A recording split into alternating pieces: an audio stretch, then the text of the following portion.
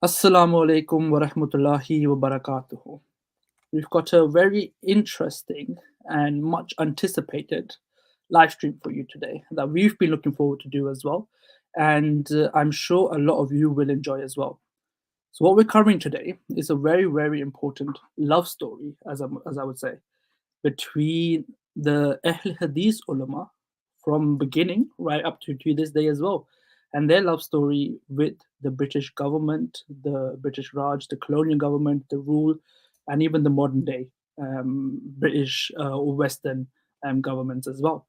And as we go through, we will be speaking about various different topics, and you will start seeing a connection, a relationship between how all of these things are related.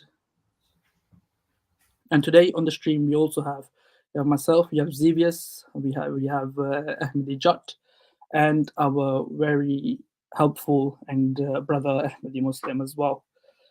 Xevious, let's get started. Obviously, there's been a lot of background noise. There's been a lot of discussions from a certain group of people.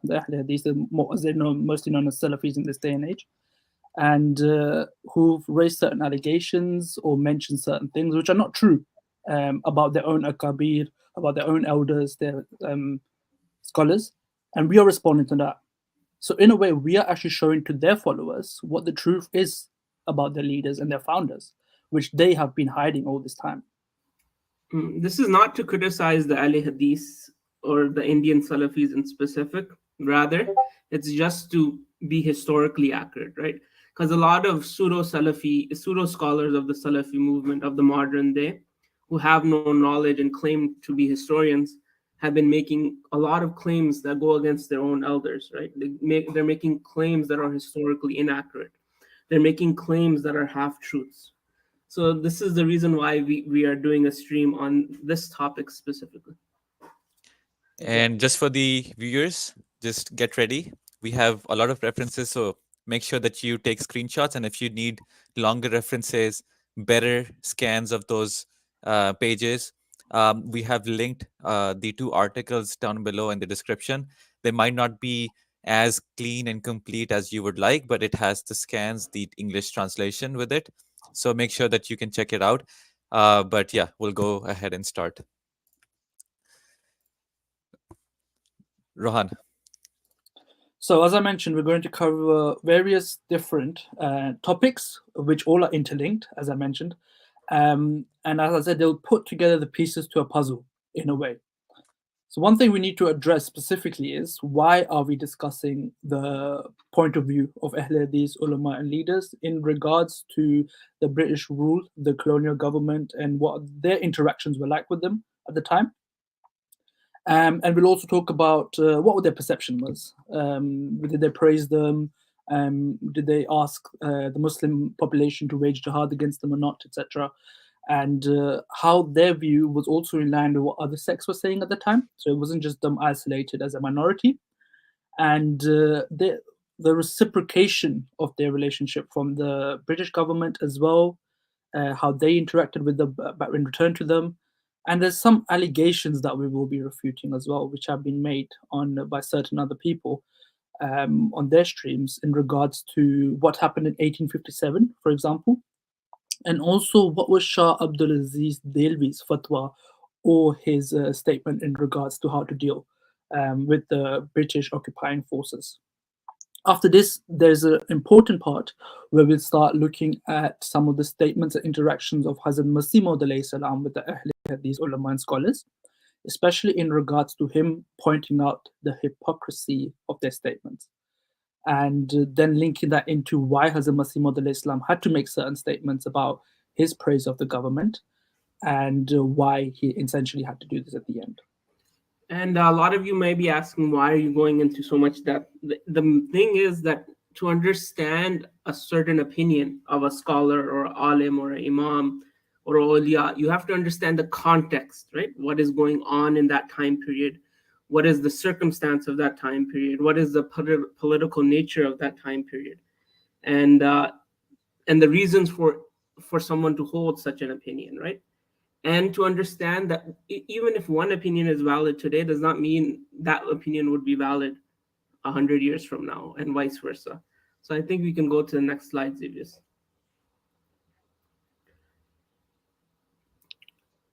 So, as we mentioned, one of the things we need to address, and I'll give a bit of background to this statement as well, like Chad just mentioned, context is very important.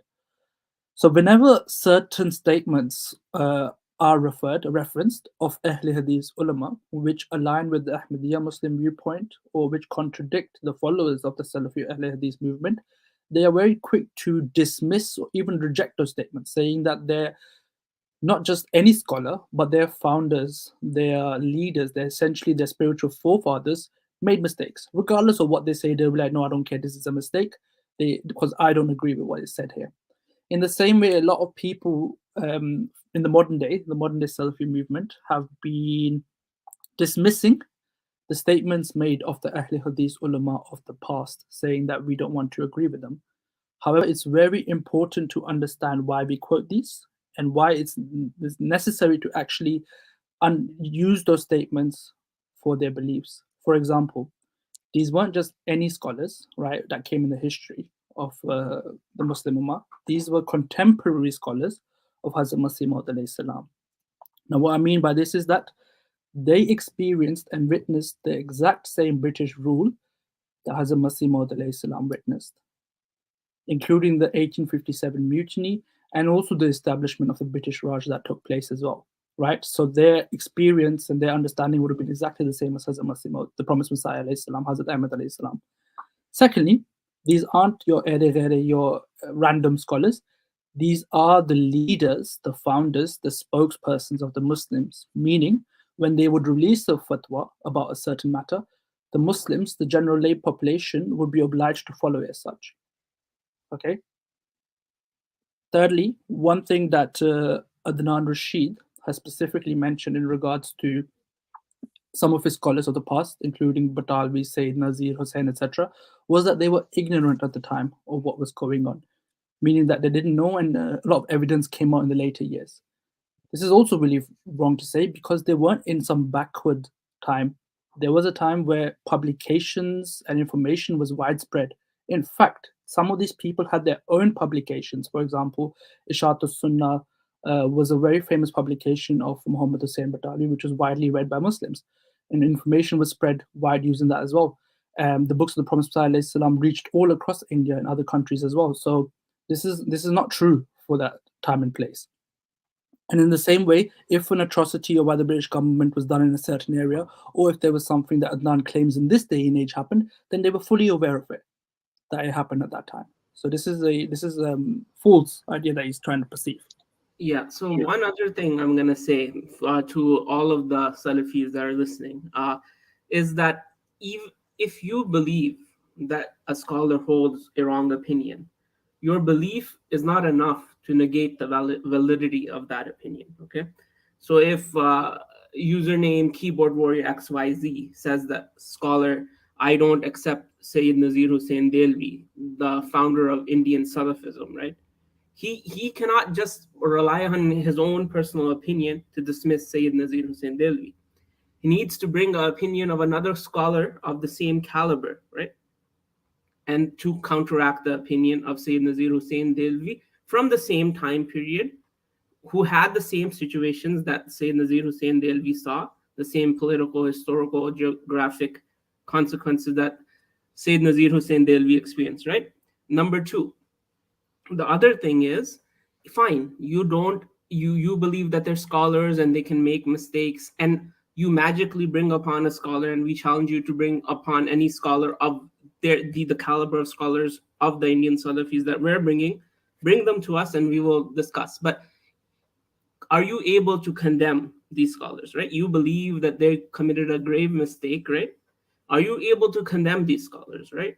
Because these scholars are your main, you rely upon them for information on not just one subject, but a variety of subjects, right? Are you able to say that these scholars made serious mistakes in their ijtihad, serious mistakes in their fatawa?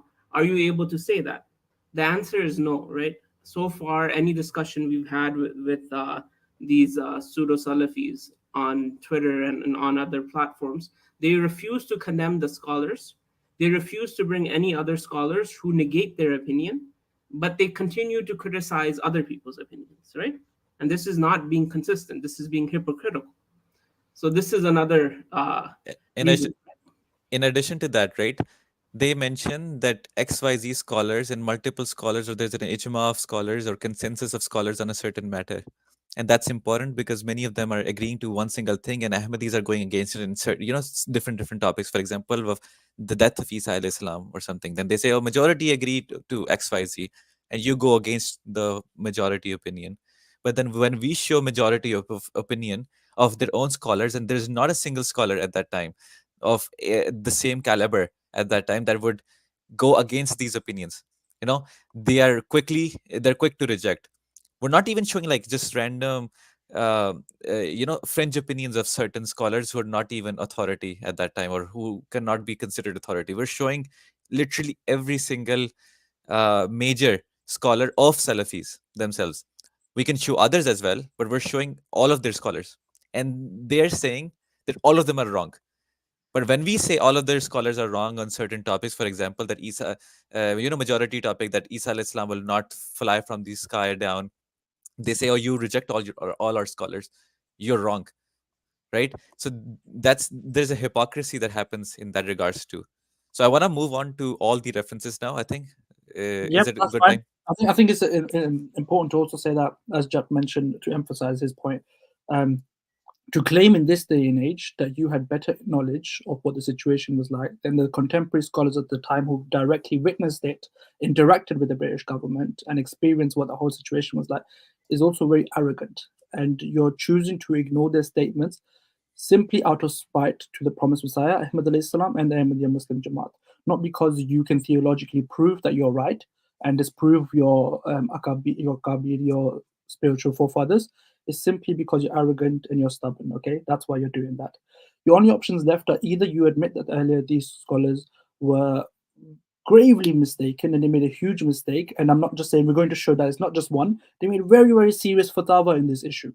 So you have to say that ijtihad was extremely, extremely false, and that your whole group in a sense, the whole Ahle Hadith firqa is based upon falsehood. Or you have to say that they were just trying to remain good relationships with the British government, and in a way also just trying to appease their masters by lying. So we'll Yeah, see. they're We'll doing see what taqiyya. policy. Yeah, that's another alternative. I didn't think about that. Either they're gravely mistaken in their ijtihad, right? Mm. And your whole movement has this opinion because you can't bring any scholars of the same caliber to counter this, right? You can't bring a village Molvi's opinion, right? And then otherwise they're lying, right? They're doing fraud with the British government. We'll And actually prove that.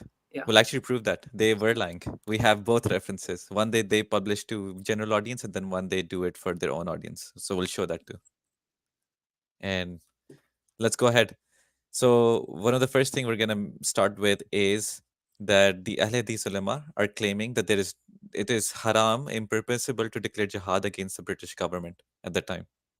So we're gonna start with the very first, the Mujaddid of Salafis, and everyone respects him. yeah, Sayyid Salafis and us Ahmadis and and us Ahmadi. Deobandis, right? Yep. He's a universally accepted mujaddid, right? Of anyone who does not worship the graves and all these other things. He's a well-respected person, even in Pakistan, modern day Pakistan. And Syed Ahmad Barelvi, it's written in his biography that, and this is a long paragraph, I'm not going to read through it, but the summary is that someone is asking him that why do you go so far to fight jihad against the Sikh when the British are ruling the country and they're the deniers of Islam, so you should conduct jihad against them in the very house, and rest of India rest India from them, and millions of people will support and help you. So there's a context behind it, is like you guys can mention, but he moved very far to a different province within India just so he can fight the Sikh who were persecuting the Muslims, rather than staying in his city and fighting against the British who were ruling above them. And I his think we should read it though, the yeah, reply. all right. So I'll go ahead and read his answer, and this is written in his biography, Tarihi Ajiba Bisawane Ahmadi. He says the British government altogether a disbeliever in Islam. does not treat the Muslims with any cruelty or high-handedness, nor does it prevent them from attending to their religious obligations or observing the obligatory acts of worship. I preach and propagate the faith in their kingdom, but they never impede or oppose it. Rather, if someone commits an excess against us, they are ready to punish him. Our real task is the propagation of Tawheed, the unity of God, and the renaissance of the Sunnah of the chief of all the prophets, which we perform without let or hindrance in this country. So, why should we wage jihad against the British government and, contrary to the principles of our faith, needlessly shed blood on either side? So I want to give some context. So Syed Ahmad Barelvi was from a city called Rai Bareli in what is called modern day Uttar Pradesh in India. He lived under British rule. Okay, this is a fact. He never fought the British ever. This is a fact. He never gave a fatwa of jihad against the British. That's a fact. He never opposed or did any sort of civil obedience against the British. That is a fact. The second point is Syed Ahmad Barelvi rahimullah, he traveled from Rai Bareli from Delhi all the way to Punjab, where northern Punjab and Khyber Pakhtunkhwa, where the Sikhs were ruling. Now the Sikhs were a separate kingdom that ruled parts of Punjab, parts of Khyber Pakhtunkhwa, parts of Kashmir, and the British were a separate kingdom who ruled central India, Bengal, and southern India. So he traveled from one kingdom where he did not wage jihad, where he did not do any civil obedience, where he did not issue any fatwa against that government, and traveled to another kingdom to wage jihad against them. Why was that? Because the Sikhs were oppressing the Muslims while the British were giving Muslims protection, according to Syed Ahmad Barelvi, as we've shown you. They were letting Muslims propagate their religion. They were not hindering the obligatory acts of worships of Muslims, like praying, going to Jummah, going to the masajid, etc. Right? So this is an example of a universally accepted figure that no one disputes, making a very clear and concise fatwa on why waging jihad against the British is pointless and useless, and that there are more groups that are suppressing the Muslims, unlike the British, in what is now the modern South Asian subcontinent, right? Ahmadi Muslim, do you want to add something on it?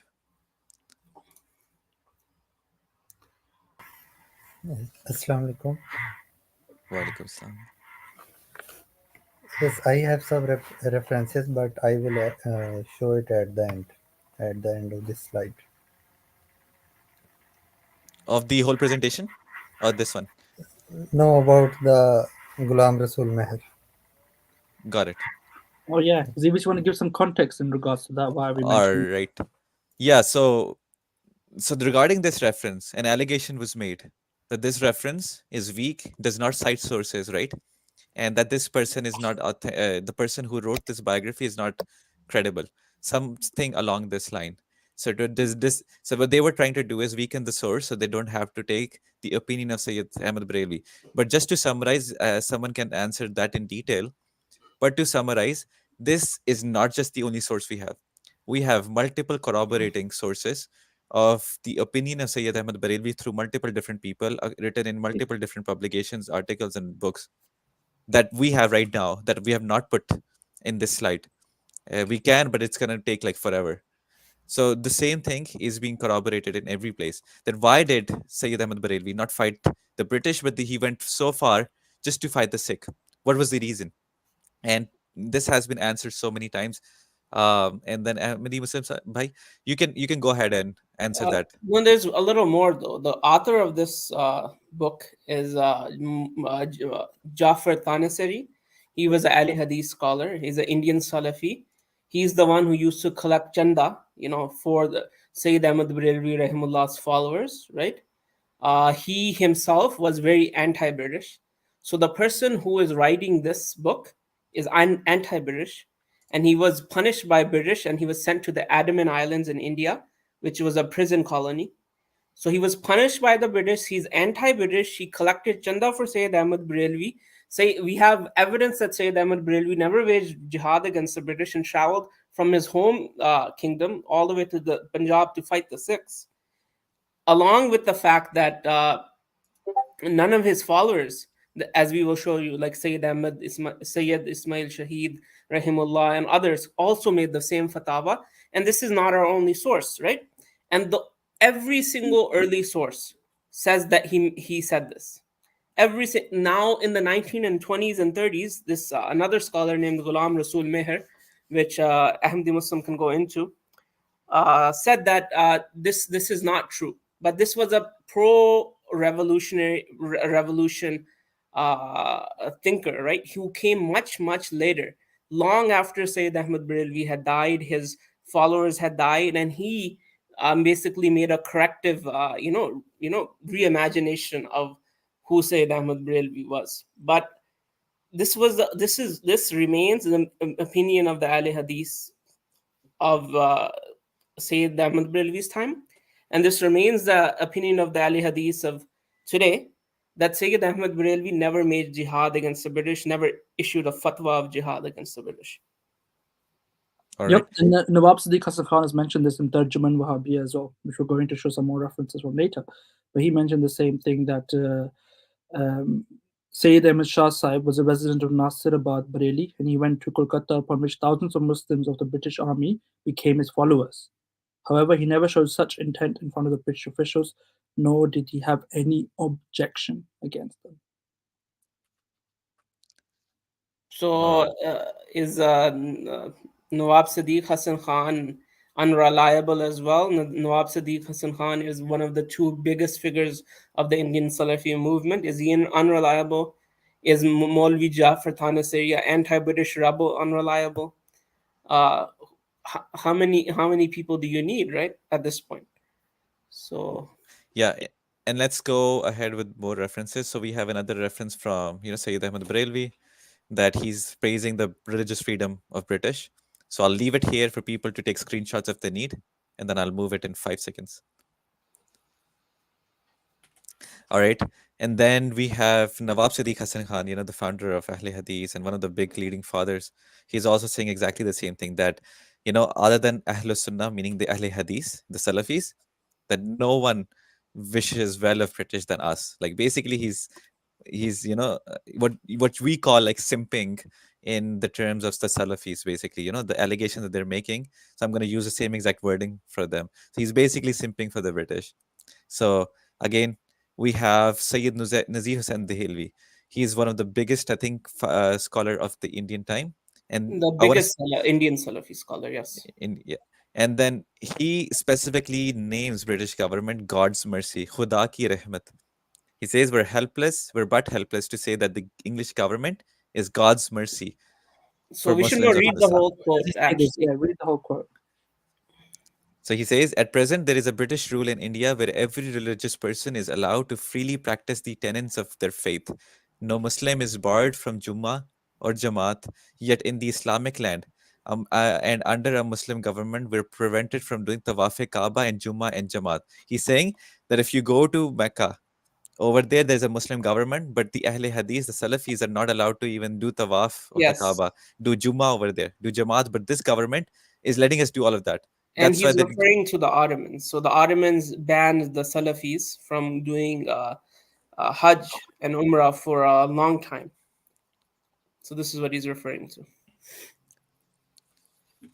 And then we have Muhammad Hussain Batalvi. They've already dismissed him. They've already called him heretic, whatever. But we're still going to show, because he claimed to be the advocate of all the Muslims in India. He was the spokesperson of Ahle Hadith Salafis in India. Yeah, I think this is an important point to mention, because like we said in the introduction, why we're quoting these scholars is because these were the leaders and the spokesperson of the Muslims. And Batalvi himself writes in Ishaq Sunnah, his magazine, that I am congratulating the Queen on her golden jubilee on behalf of all of the Ahle Hadith. He himself says, I'm a spokesperson, or in that position where I can do that. And also these people, they love quoting Batalvi gathering fatwa of kufr against Hazrat Masih Maud alayhi salam. And he's saying he took a leadership role amongst the Muslim ulama to do that. And that means that he was a representative, and the Muslims and the ulama and the general Muslims did listen to him, follow him. Yeah, and then he's basically saying the exact same thing, right? Yeah, so he That says, among among all, everyone. yeah, among all the subjects of India, the Ahle, these are the only sect of Muslim who know living under the shadow of this empire in terms of peace and freedom is better than living under the shadow of Islamic empires. Because this sect does not have full freedom in any other empire, even if it is Islamic, except in this empire. He says the same thing as Nawab Siddiq Saab said. So now again, he's attacking the Ottoman Empire, number one, and he's attacking the rulers of Persia at that time. So he's again attacking other Muslims. And some of his points are fair. The Ottomans did not allow the Salafis to do Hajj. That is an issue. I understand where he's coming from. So, but now these Salafis claim to be anti-colonialists. But here you can see there's veiled, not so veiled actually, criticism of other Muslim countries and praise of the British on the expense of the Muslim countries, as you can see. And this is the British that they claim did genocide of 100 million Indians. I don't know. Sometimes they say 200 million. Sometimes they say 50 million. They don't have any numbers. This is all based on nothing. It's a house of cards. Yeah. And then similarly, we have again Brutality, another reference from his book, the magazine that he published, right? Ashad to Sunnah. He says that there's no jihad of the sword, but we should wield the pen, right? Basically, he's copying Promised Messiah Islam's point of view as well, right? And they mock, the Salafis of today, they are so ignorant that they mock Promised Messiah Islam for saying that he allowed the jihad of the pen, when their own scholars and the advocate of Muslims and the the representative of all the Ahle Hadith in India is saying exactly the same thing. Yeah, and this is actually quite a funny reference when I first saw it. He says that, brethren, the age of the sword is no more. Okay, there's no more jihad with the sword, it's ended. Now, instead of the sword, it is necessary to wield the pen, because if a person is making allegations against Islam using a pen, how does it make sense for you to lift a sword and fight them back? It only proves the inferiority of your theology, that you cannot respond to them in like manner. You have to use an extreme way of trying to stop them. How can the sword come into the hands of the Muslims when they have no hands? They have no national identity or existence. In such a useless and weak condition, to consider them as a nation is to exceed the imagination of Sheikh Jili. Zivis, please tell us who Sheikh Jili is. He's just a famous name given to a person who used to daydream. Yeah. He would just make up scenarios and be happy with those scenarios, like daydreaming. Exactly. So he's Bravish trying to say, fighting a jihad with sword in this day and age can only be the figment of your imagination. It's not possible, and it's absolutely not necessary at all. Yeah, and then we have again Sayyid Nazir Hussain saying the same. I don't think we have to read all of these, but I'm just going to go. That the sword is not allowed. It's not permissible in this day and age. In fact, it's the opposite. It's the means of destruction and a sin. So people who are saying that jihad sword should happen or should have happened are essentially saying that sin should have taken place, as the modern day Salafis say. And then again, Nawab Sadiq Hassan Khan, we have now quoted like 3-4 different people saying exactly the same thing. Yes. So no jihad of the sword again. And they mock Promised Messiah Islam for saying that there is no jihad of this. He said, no, don't do jihad against the British.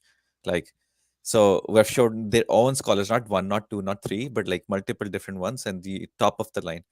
And for those joining the stream who are non-Salafi or don't have that much knowledge of the historical ulama of the firqa, they can simply Google these names and just read a little bit about who they are, and they will understand the significance of who these people are. And then in the last, we have Shah Ismail Shahid Dehlvi, Rahmullah alayh. And, Batalvi is writing a book and explaining the point of view of his teacher, right?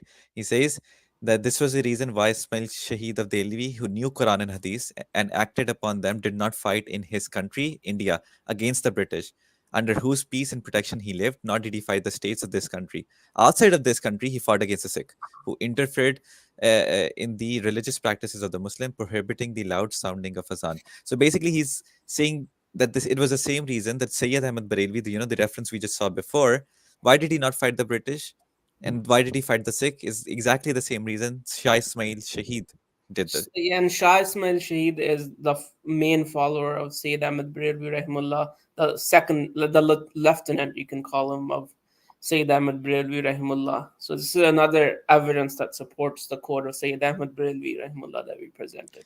So yeah, they tried to weaken that thing. We have shown him like another corroborating reference of, his own follower, Shah Ismail Shaheed. And also, it's the specific line I want to focus on is who knew the Quran and Hadith.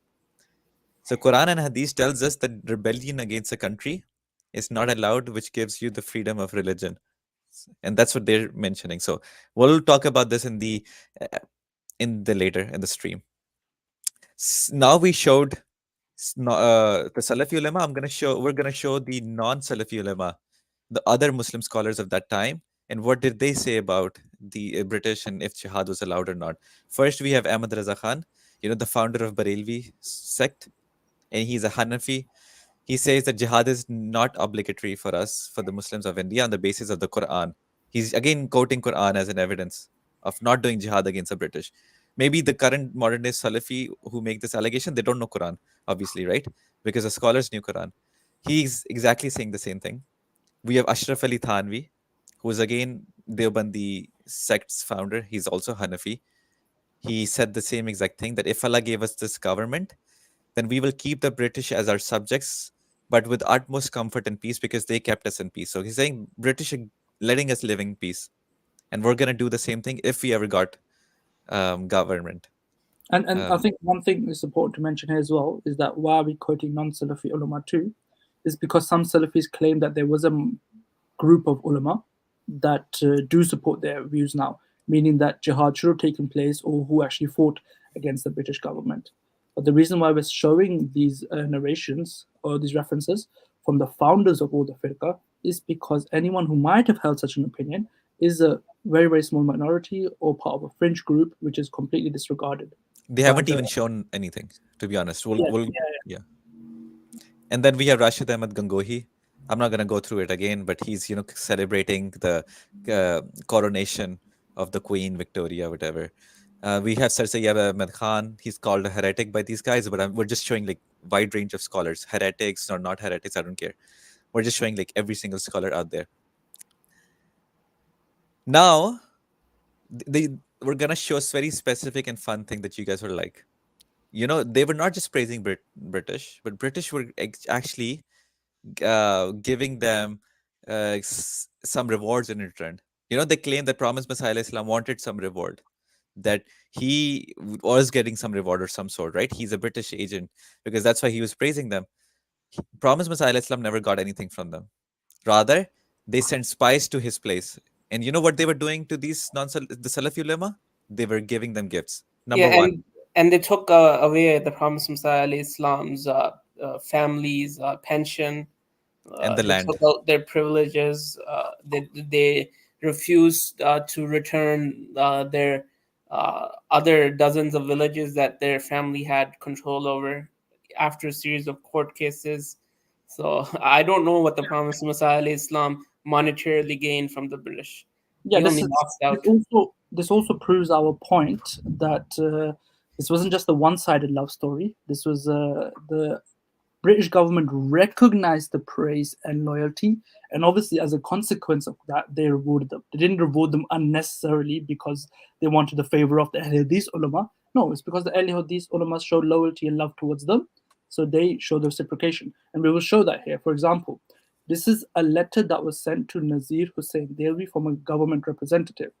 And it mentions, Maulvi Nazir Hussain is a leading Maulvi in Delhi who in difficult times has proved his loyalty to the British government, and in his pilgrimage to Makkah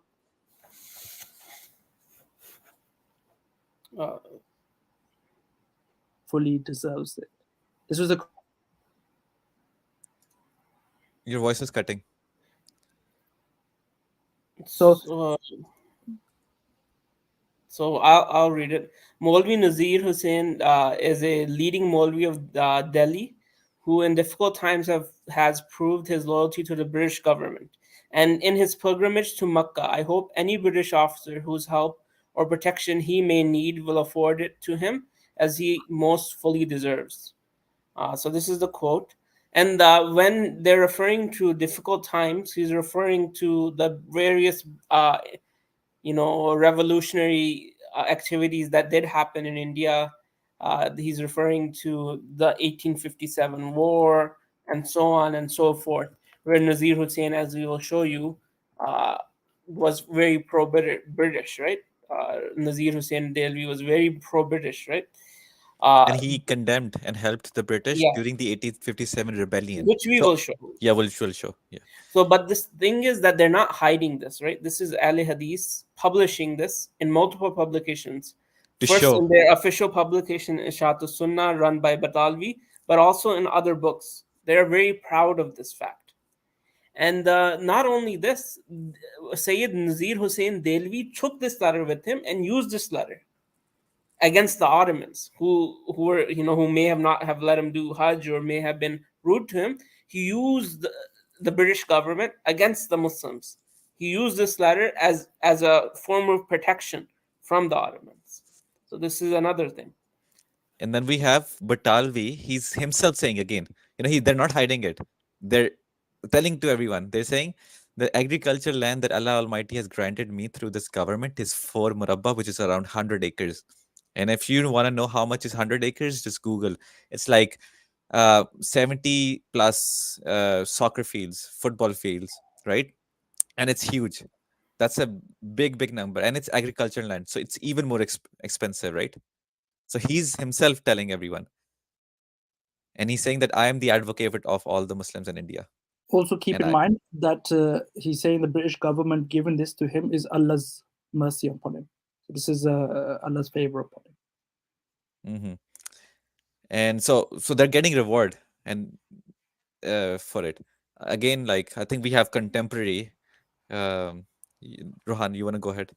So it's important to mention that this beginning of this love story between the Ahle Hadith of the subcontinent is not just exclusive to them. It's also the Salafis of the Arab lands as well. And the initiation, we know, of the famous Salafi, let's say, empire, as they like to say in this day and age, so Saudi Arabia, was through the collusion of the British government and Salafi leaders to overthrow the Ottoman government that was in place at the time.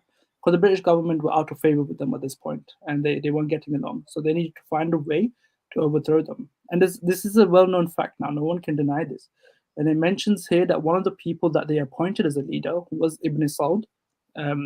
During the First World War, they supported him by giving him arms and money, and he was being given a subsidy. He was being paid out of the it was at a colonial welfare fund. So out of this, they paid all their representatives around the world, and it was Churchill directly who overlooked this at the time as well.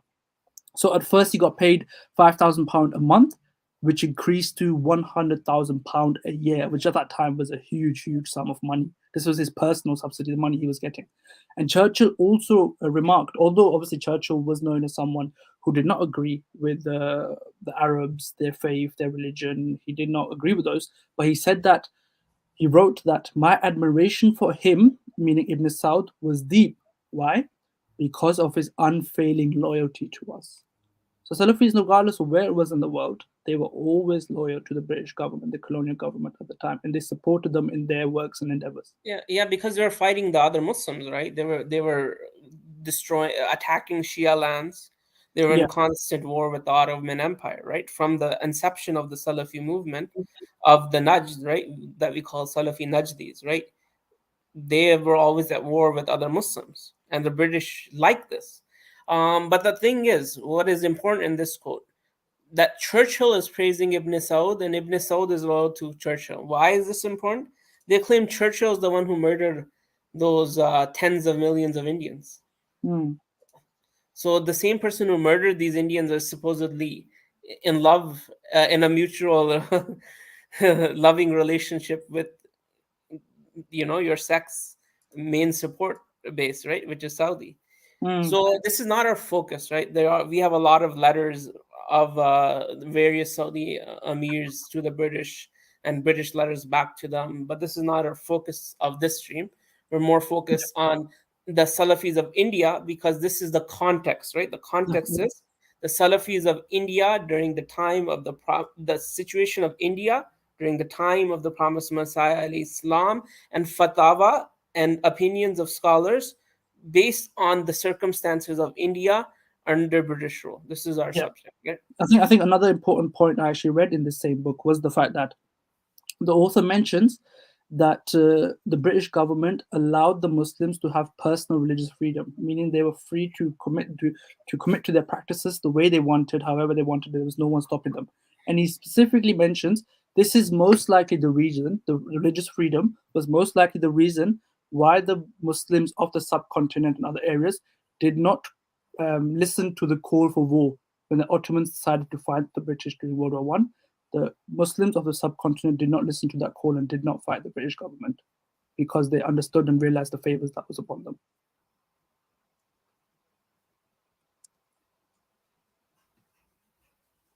And then we've already shown plethora of references from the scholars, the leading ones, that they disallowed waging jihad against the British, right? Now we have to answer a very specific allegation. You know, the Salafis, the ignorant ones who do not know any history, they claim that in the 1857 rebellion that happened against the British, right, that uh, that proves that they were Indian scholars that were against rebelling against a government which is providing religious freedom and so on and so forth. We're going to show that this is also a complete lie. All of their scholars, you know, the Ahle Hadith Salafi scholars, have explained. For example, Nawab Sadiq Hasan Khan Yeah, here. but before we do that, I think we should tell them what the 1857 mutiny was, right? Go ahead. Yes. So Yes.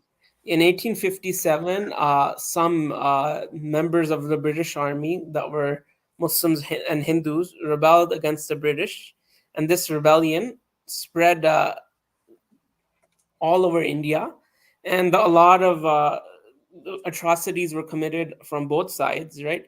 But especially the mutineers who targeted British children and civilians, and this was a very violent affair, right? So in modern India and in parts and sometimes in Pakistan as well, this is a very highly regarded event of national identity formation, right? They say that this is one of the great events of Indians struggling against the British, right? When they united against the British for a common cause of removing them from the Indian subcontinent, right? So this is, and now the modern Salafis are saying that their forefathers and all of the Muslims agreed that the 1857 rebellion was a good thing. Number one, they're saying this. And number two, they're saying that Ahmadis are the only ones who decided. Ahmadis don't even exist in 1857, but they're saying Hazrat Masih Maud Islam's ancestors betrayed the Muslims by supporting the British against the rebels specifically. This is the allegation. Yeah, and then we're going to answer that in detail right now. So the first reference is by Nawab Sadiq Hasan Khan. He says that in the treacherous era, those people who fought against the British and broke their oath, that was not jihad, it was depravity. He's very clear on his stance of what they did in 1857. There was never a jihad, right? And then he also goes on and says that they were mushrikun, basically, right? Polytheists. So let's read the quote. Indirectly. And he says, no one has heard, even to the present day, that a muwahid, meaning a monotheist, obedient to the ordinances of Muhammad sallallahu alaihi wasallam, the Quran and the Hadith, has ever violated his promise, been faithless or intent upon violence and rebellion. All those who prove troublesome to and rebellious against the British officials were muqallids of the Hanafiya church. Church. That's the translation that they've done. They published Yeah, in they published. that time period. And not the followers of Hadith. So basically, he's saying that the Ahle Hadith sects were the only monotheist of that time, did not break away from the commandments of Hazrat Muhammad sallallahu alaihi wasallam and the Quran. Rather, they were the Hanafis, the followers of a madhab that did that. So And he's also saying that he's laying down a principle of Hadith, right? Once you have given a pledge of loyalty to a government, right, which the Muslims had done, right, the Mughal emperor had done, all of the Muslims who were in the army who rebelled, and the Hindus who rebelled. Even this was not a Muslim rebellion. Number one, this was a Muslim, Hindu, and whoever else wanted to join rebellion. They had given pledges of loyalty to the British, right? He's saying that you cannot break your pledge of loyalty as a Muslim, right? This is inappropriate. And he's also saying that none of the Ahle Hadith, who are, like Xavier said, the only monotheists, rebelled against the British. So none of the forefathers of the spiritual fathers of the Indian Salafis or the Salafi movement in India rebelled against the British. He's making that very clear, and he's saying only mushriks, i.e., the Hanafis, who's basically referring to them as mushriks, were the only ones who rebelled against the British, not the Indian Salafis or the Salafi movement of India. That's pretty funny because now watch them team up against us, the so-called mushrikun and the monotheists. And, you know, and then we have Batalvi, their favorite advocate of the Muslims. He says the Muslims who took part in 1857 rebellion were serious sinners. And according to Quran and Hadith, they were rebels, mischief makers, and wicked. And most of the ordinary among them were like beasts.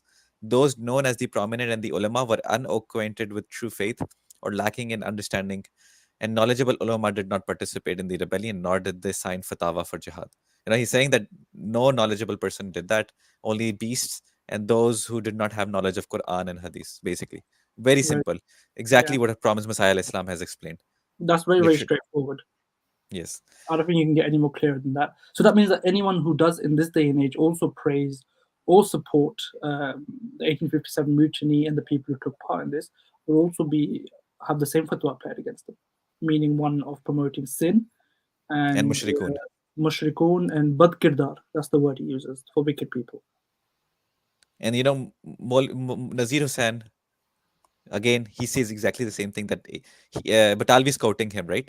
And he's saying he thought it to be faithlessness, breach of covenant, and mischief, and declared it to be sin, to take part or help in it. So it's very clear. Again, we don't have to go through. And again, this is not Salafi reference, but we just wanted to add it here is Ottoman Khalifa. They got it in 1857 when the rebellion was happening. The Khalifa of that time, the Khalifa, they made him sign a letter claiming that that British Muslims should not fight the British. So basically, Ottoman were trying to help the British as well at that time, and they were trying to take his advice for the Muslims as their Khalifa. They say as the acting Khalifa. So, but this is the fatwa of a leader of an empire, essentially. No, but they say they got his letter as in the capacity of a Khalifa. The Barelvis and the Bandis sometimes do that. They call the Ottomans Khulafa. So they take them as authority. Now we're going to quickly mention, like this one specific person that they bring up to say that Shah Abdul Aziz, they ignore all of these, like so many scholars that we have mentioned, and they pick and choose this one specific person.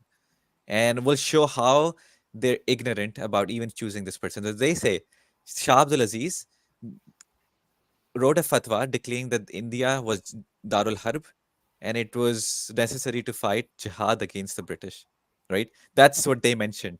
They did not give a source, right? So, but even though they did not, we're going to still mention that.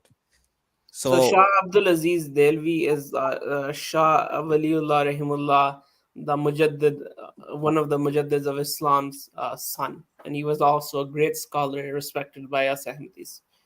First off, just to make a very clear statement here. So what we want to show now is give context on, they did not give any reference. They just said, oh, he said jihad was allowed against them, but they gave no further details. And why did they not? We're going to show. Because this fatwa was issued in 1803. That's very important. We'll show why.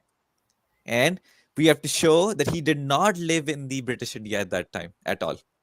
He was in the Mughal rule. He lived in Delhi. Delhi was under Mughal rule. He was not under British, right?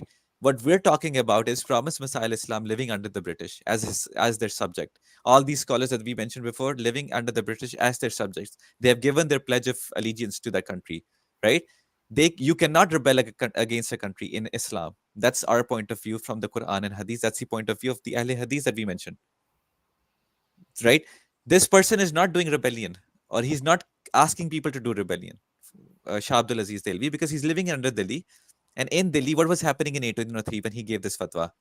Delhi war took place, which was against British and the Mughal. British were coming to attack Delhi. So he's saying that now it is necessary to fight against the British because they're invading. You're not rebelling. They're fighting and defending their city, their country against an invading party. And that's allowed. There is nothing wrong with it. Right? And in 1803, that war happens. They fight, Mughal fight, and they lose. And Delhi is under the control of now British, right? And Shah Abdul Aziz Delhi, he lived until 1823, 1824, like 20 years more. And he never fought against the British. If he was giving a fatwa of rebellion, like the ignorant Salafis, historians, like they're claiming to be historians. Pseudo historians, obviously, like I'm saying quote unquote is historians, right? They don't even tell you the details, right? Why do you not mention that he's not claiming and asking people to do rebellion? It's because they appeal more to emotion rather than the facts. So anything, and it's clear. This is the map. Yeah, this is the map, right? So let's show. I don't know how clear it is over there, but on the left side map, it's the map of India in 1795. The blue parts is the British territory. No. The red part is the British territory, which is on the very right side. So the pink and the blue. So pink is what British directly control. Blue is what British indirectly controls. Okay. So as you can see in 1795, the British do not have control over most of India, right? But as you can see, in 1805, the British have suddenly established control over almost all of India, right? They have surrounded the Mughal capital of Delhi. It's almost non-existent in control. They have chokeholded that area. They have completely swallowed the Marathas, and they have brought the Nizam into submission as well. They have expanded direct control over all of South India. So this shows that the British were expanding at this time. They did not rule India at this time. They were not the legitimate rulers of India in 1803. Especially Delhi. They were conquerors. They were marauders. They were taking over India at this time. They were not legitimate rulers of India at this time. So if you're not a legitimate ruler of India and you attack the legitimate rulers of India, who were at that time Mughals, then yes, it is fair, because even the Marathas recognize the Mughals as their sovereigns, right? In theory, so that all of the other states, well, Muslim or not, right, they recognize the Mughals even if it was just for show. But the Mughals themselves soon after accepted British authority, and they submitted to the British, and they became part of the states that were under British control. So now when the Mughals have submitted to the British have established firm grip over India. At this point, rebellion against the British is not allowed, because you have submitted to the British. You have agreed to the British. You have pledged loyalty to the British, and now the British are the rulers of the land. But when Shah Abdul Aziz Rahimullah did the fatwa, right, gave his fatwa against the British were conquering and expanding into India. They were taking over native state after state. They were destroying many different states and many noble families. So they were the aggressors. They were not the rulers at this time, right? So it is an insult to say Shah Abdul Aziz Delhi Rahimullah to insinuate that he was saying rebel against the ruler. This is an insult to him. This is so disgusting that they make allegations against such a great and pious man. And this is an insult to what he did, right? He lived under British rule. He did not rebel against British rule. When the British established the rule in Delhi, when the Mughals submitted to the British, he did not rebel against them. He lived in peace. He did not issue other fatwa to rebel against the British afterwards, right? So this is a misrepresentation and an insult to Shah Abdul Aziz Delhi Rahimullah. And furthermore, Shah Abdul Aziz's son is who? Shah Ismail Delhi Rahimullah, who was what? A follower of Syed Ahmad Barelvi Rahimullah. And both of them went where? Where did they go? They went to Punjab. And they left British rule because they did not feel that it was okay to rebel against the British, that it was logical to rebel against the British, that the British provided the Muslims freedom of religion, right? So all of these arguments the only way one can make such arguments is that if they have no argument that is better than this, number one, and they do not understand the history behind the fatwa that were given, or they refuse to understand the history of the fatwa behind the reasons and the for the fatwa to be given. And then thirdly, they're trying to deceive the general people. And all three of these reasons are unacceptable for someone who considers himself a historian. Na'uz billah. Easy. That's the easy answer. Yeah. Let's go to the next. Connecting this topic to the next topic, right? So they claim that promise. This is part of the same topic, right? Yeah. So so I'm connecting, the previous thing that we were talking about with the promised Messiah Islam's love for Tipu Sultan. So who's Tipu Sultan? Tipu Sultan is a king at the time, right? I forgot his nationality. I forgot. So he was the king of Mysore. Sultan of Mysore. Mysore. And yeah. Mysore was in South India. And he is known till today for giving the most severe resistance in India against the British when the British were taking over India. So he gave the most firm and strict resistance against the British again in all of India till today. No one gave more resistance and more trouble to the British while they were taking over India than Tipu Sultan. And why are we showing this reference? We're showing that promised Messiah Islam was not against Indians defending their lands against the outside invading party, but rather he was only against people rebelling against the country. Because rebellion is against Quran and Hadith, which is what Salafi scholars have also mentioned. So we're showing he respected and loved Tipu Sultan so much, and this is the incident that the second Khalifa, his son, Hazrat Khalifa al-Masih II, Mirza Bashiruddin Mahmud Ahmad, he's mentioning. And he says that he was calling a dog Tipu Tipu, right? Upon hearing this, the promised Messiah Islam came out. And he was extremely angry, and he said to me, "Have you no shame? The Englishmen, by virtue of their enmity, have named their dogs Tipu, which was the name of a true Muslim, and you are mimicking them, and you're calling the dog Tipu. Beware, you should never do such a thing." And Hazrat Khalifa al-Masih II, he writes that, at that time, my age was 8 or 9 years old. He says that that was the first day the love for Sultan Tipu took a hold of my heart, and I realized that the sacrifices made by Sultan Tipu did not go to waste. Allah the Exalted blessed his name so much that the Imam of the age holds him in him and his name in high regards, and his heart is filled with respect and honor for him. This reference is shown just so we can prove that Prophet Messiah Islam was never against British he was only against the rebellion against British, but he was not against fighting British when they're attacking the India at that time in the beginning. And just for some context, the British had made it common practice to call dogs Tipu or to give nicknames to dogs as Tipu in India because of their hatred for Tipu Sultan. So they started to call their dogs and their pets Tipu. And this was a trend that, as a Muslim or as a child, coming across, the general culture of that time, he heard this, and then Hazrat Masih Maud Islam could not bear this. So this is how much love he had for Tipu Sultan. So obviously, why would he love Tipu Sultan? He was fighting the British. Why? Because he was fighting against the British, who were not the rulers of the land. But British, who were when they became the rulers of the land, how are you fighting them? When you've given your pledge of loyalty to them, how will you fight them? As a Muslim, as one who follows the Sunnah of the Prophet ﷺ, understands his Hadith and follows his life based on the principles of the Quran, how can you justify rebelling against someone who gives you all the religious freedom and someone you have given your pledge to? It makes no sense. Yeah, and now this is my favorite part that's going to come here. The modern day ignorant Salafis and non-Ahmadi Muslims, they claim that promised Messiah Islam is a simp for the British, or he was trying to appease them, or he was trying to gain favor of them, or a bunch of things. It was the completely opposite of what their scholars were doing at that time, what the non-Ahmadi Muslims were doing at that time, or non-Ahmadi other Christians were doing at that time.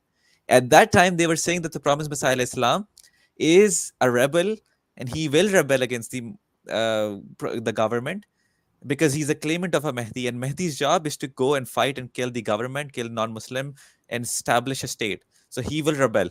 Just watch out. So they were and they were saying that he will be like the Mahdi of Sudan. Who was the Mahdi of Sudan? Mahdi of Sudan, while British government was there's a guy who claimed to be Mahdi there and rebelled against the government. And it was a big deal. And from that time, that's why they were saying that this guy is also claiming to be Mahdi and he's going to do exactly the same thing. So watch out, government. He's going to do it. And that's why the government would send spies to Qadian. They would make sure that the, employees, like Ahmadi employees working with the government, they would face persecution or discrimination in their jobs because of this, because they followed him. So we're going to show some references. For example, number one, Muhammad Hussain Batalvi, the forefather of these Salafis right now. He's saying, complaining to government and other people in India, and he's writing it in Shatu Sunnah. He's saying, his deception is proved by the fact that in his heart he considered it lawful to put an end to the authority of non-Muslim government and to plunder its belongings. Therefore, it would not be improper. It would not be proper on the part of the government to rely on him, meaning Hazrat Ahmad alayhi salam, and it would be necessary to be aware of him. Otherwise, such harm would be suffered at the hands of this Mahdi of Qadian, as was experienced at the hands of the Sudanese Mahdi. He's saying, Promised Messiah Islam is lying to you when he says that he's loyal to you. Huh? But he's going to do exactly the same thing in his heart. He's just doing taqiyya. They're complaining about him to the government. So people are asking, us, like, why did Mirza Ghulam Ahmad Islam always praise the government or always try to prove his loyalty to the government? Because of you guys. Your scholars were lying. And he had to, every single time your scholars lied, he had to clarify. Muhammad Hassan Batalvi is not the only one. We have another Muslim of that time. His name is Qazi Fazl Ahmad. He's writing the same thing. And you have to listen to this because it's very important. He says, Mirza's... By the way, this book is published in 1890s during the lifetime of Prophet Muhammad Messiah Islam. And he is writing a book against his book. I forgot the name, sorry. Anjami-Atham. So he's saying, Mirza Sahib says that I am a well-wisher of the government. My father gave horses and men.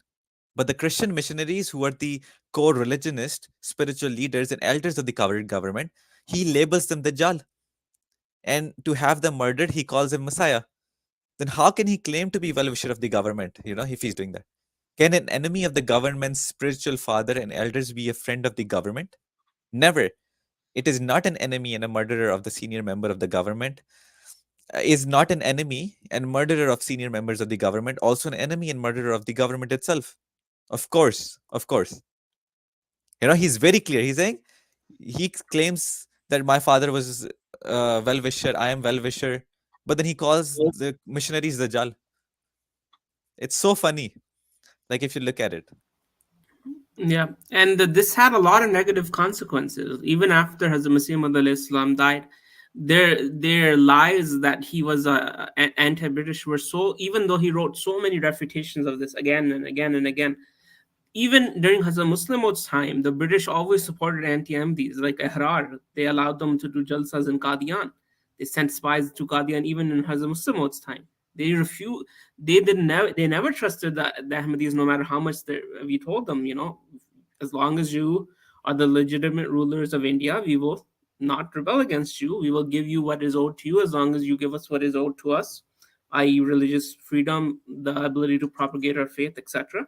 But these lies were so widespread. And this was not just done by the Muslims, it was also done by the Hindus, by the Christians. Here it is. A Christian missionary is saying exactly the same thing.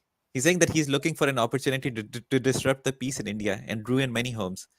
Don't you think that the imaginary Mahdi is present in Sudan and the imaginary Messiah is now present in India, and two should unite to punish the infidels? He's saying exactly the same thing. He's saying there's a Mahdi in Sudan, Messiah here. They're going to team up and do jihad against the British and kill everyone.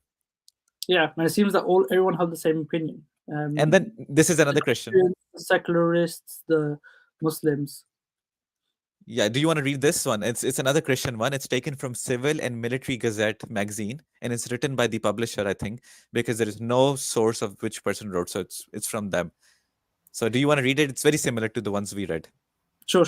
I'll read it out. So anyone who's even... Yeah. Also, by the way, before mentioning that, I want to mention that this thing is written by by them, right? The context is, before this, what happened is they wrote an article saying that this guy is a rebel and he will rebel against the government. Promised Messiah wrote a detailed article explaining that he is not, right? And he refutes this. So they are mentioning that, this Molvi in Qadian, as you can see, we did this, he did this, but in his reply, he ignores the real point of the issue, which is, and then Rohan, you can go ahead and read. This is, and I was going to say the same thing as well. Anyone who's even a little bit familiar with the history and takes interest of the subcontinent would know what the Civil and Military Gazette is. That was based in Lahore. And it's important to note the years that these allegations were being made. So as soon as he had made the Messiah claim, and then after that, around 1892-93, these allegations had started. Barelvi said it, and it went on till after his death. And there's evidence that Barelvi not only published his letter to the government where he's accusing Hazrat Masih Maud of being a spy during the life of the Masih Maud and also after he passed away, which means that he held this view even afterwards. He kept perpetuating these lies against Hazrat Masih Maud. And these dates will make more sense as well when we start looking at the refutation of Hazrat Masih Maud. So what is mentioned by the Civil and Military Gazette? So it says he ignores the real point of issue, which is that he has attacked and is attacking not the British government and its officials, but Christianity and its missionaries, and in such a manner as is likely to cause very bitter and dangerous feelings in the minds of his followers against the religion of their rulers and its exponents. In the very pamphlet which he issues as an apology for himself, he repeats the epithet for Christian missionaries that the Muhammadan protested against the Dajjal, an Arabic word signifying sorcerer or pervert of the truth. That's what they've written. The Molvi on to say goes that the Christianity of the present day is ridiculous and is the outcome of human wickedness. The pamphlet contains an admission to the effect that the Molvi had declared in some of his books that he was the promised Messiah, meaning Christ. It will be seen, therefore, that it is scarcely an exaggeration to call the man, even from his own description of himself, dangerous. So he's saying the same exact thing. He's saying, how can you be well-wisher of the government when you're calling their spiritual fathers, the Christian missionaries, the Dajjal? And you're saying stuff like the religion is born out of wickedness, etc., etc. Yeah, they're satanic, basically. And Hazrat Masih Maud did say that. We're going to show that. Deny he didn't say that. He did say this. We don't deny it. We're going to show that he did say that. And we're going to show and prove these ignorant Salafis that where are your scholars who have gone to such extremes against Christian religion because they were scared. Actually, we're going to show something else. We're going to show there's hypocrisy. We're going to show how they lie to the government just to gain favors, right?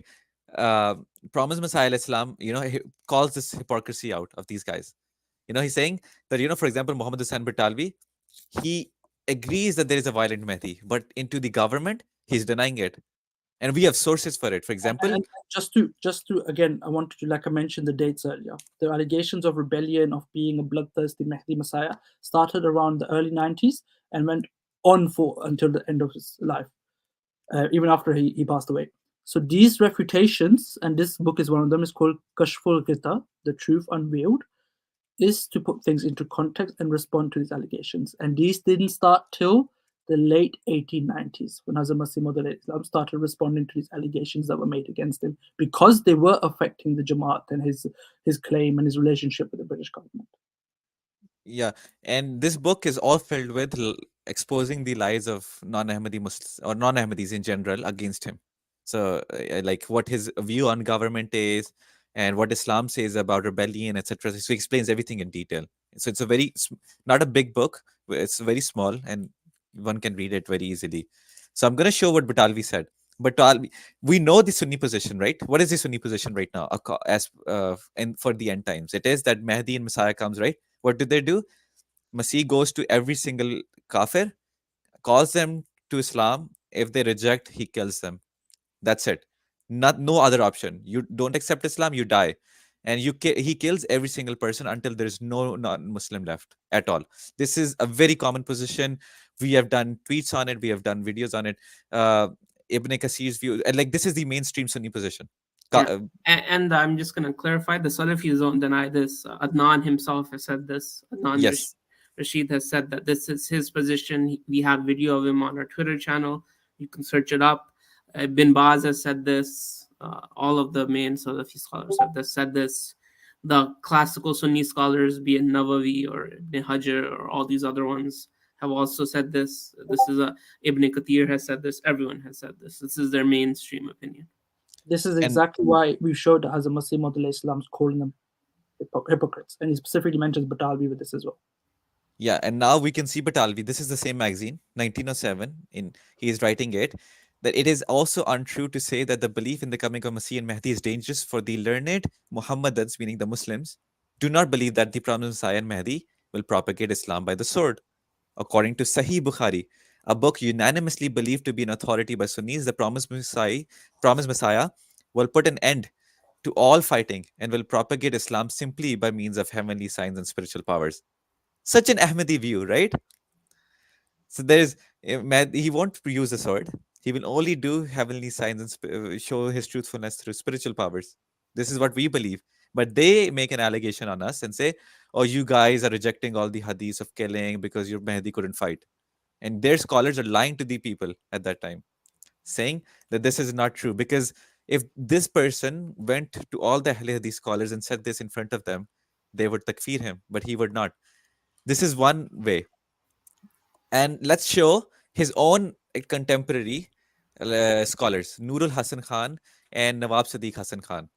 Nawab Sadiq Hasan Khan, he says that Mahdi will fight against India with his army and kings will be presented in front of him with a rope on their neck and their treasures will be made the jewelry of the Baitul Muqaddas.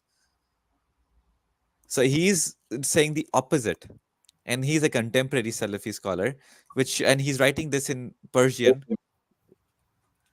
And he's writing this in Persian, which is not a language that many people know compared to Urdu, right? And his son is doing exactly the same. But the thing we want to mention is Nawab Sadiq Hasan Khan, we mentioned before, right? He's saying the government, we love the government, right? And they have translated the book. And Jihad against government is not good. But in the other book that is only available in Farsi, even up till now, he's writing this. So they're like, it's showing their hypocrisy.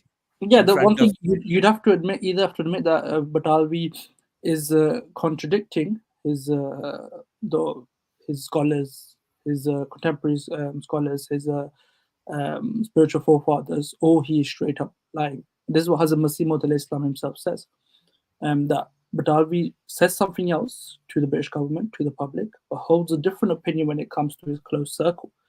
And Nawab Sadiq Hasan Khan and his son's statements exposes as well, because these are the actual views of the Ahle Hadith and of all the Salafi ulema as well that you see in this day and age. They do not hide this anymore. They openly, publicly state this, and we've had them admit this many times as well, as we've mentioned. And Promised Messiah Islam gives this challenge to the government. He says, these guys are saying lies about me, but you go talk to them. You know me. I've been there, and my father has been here.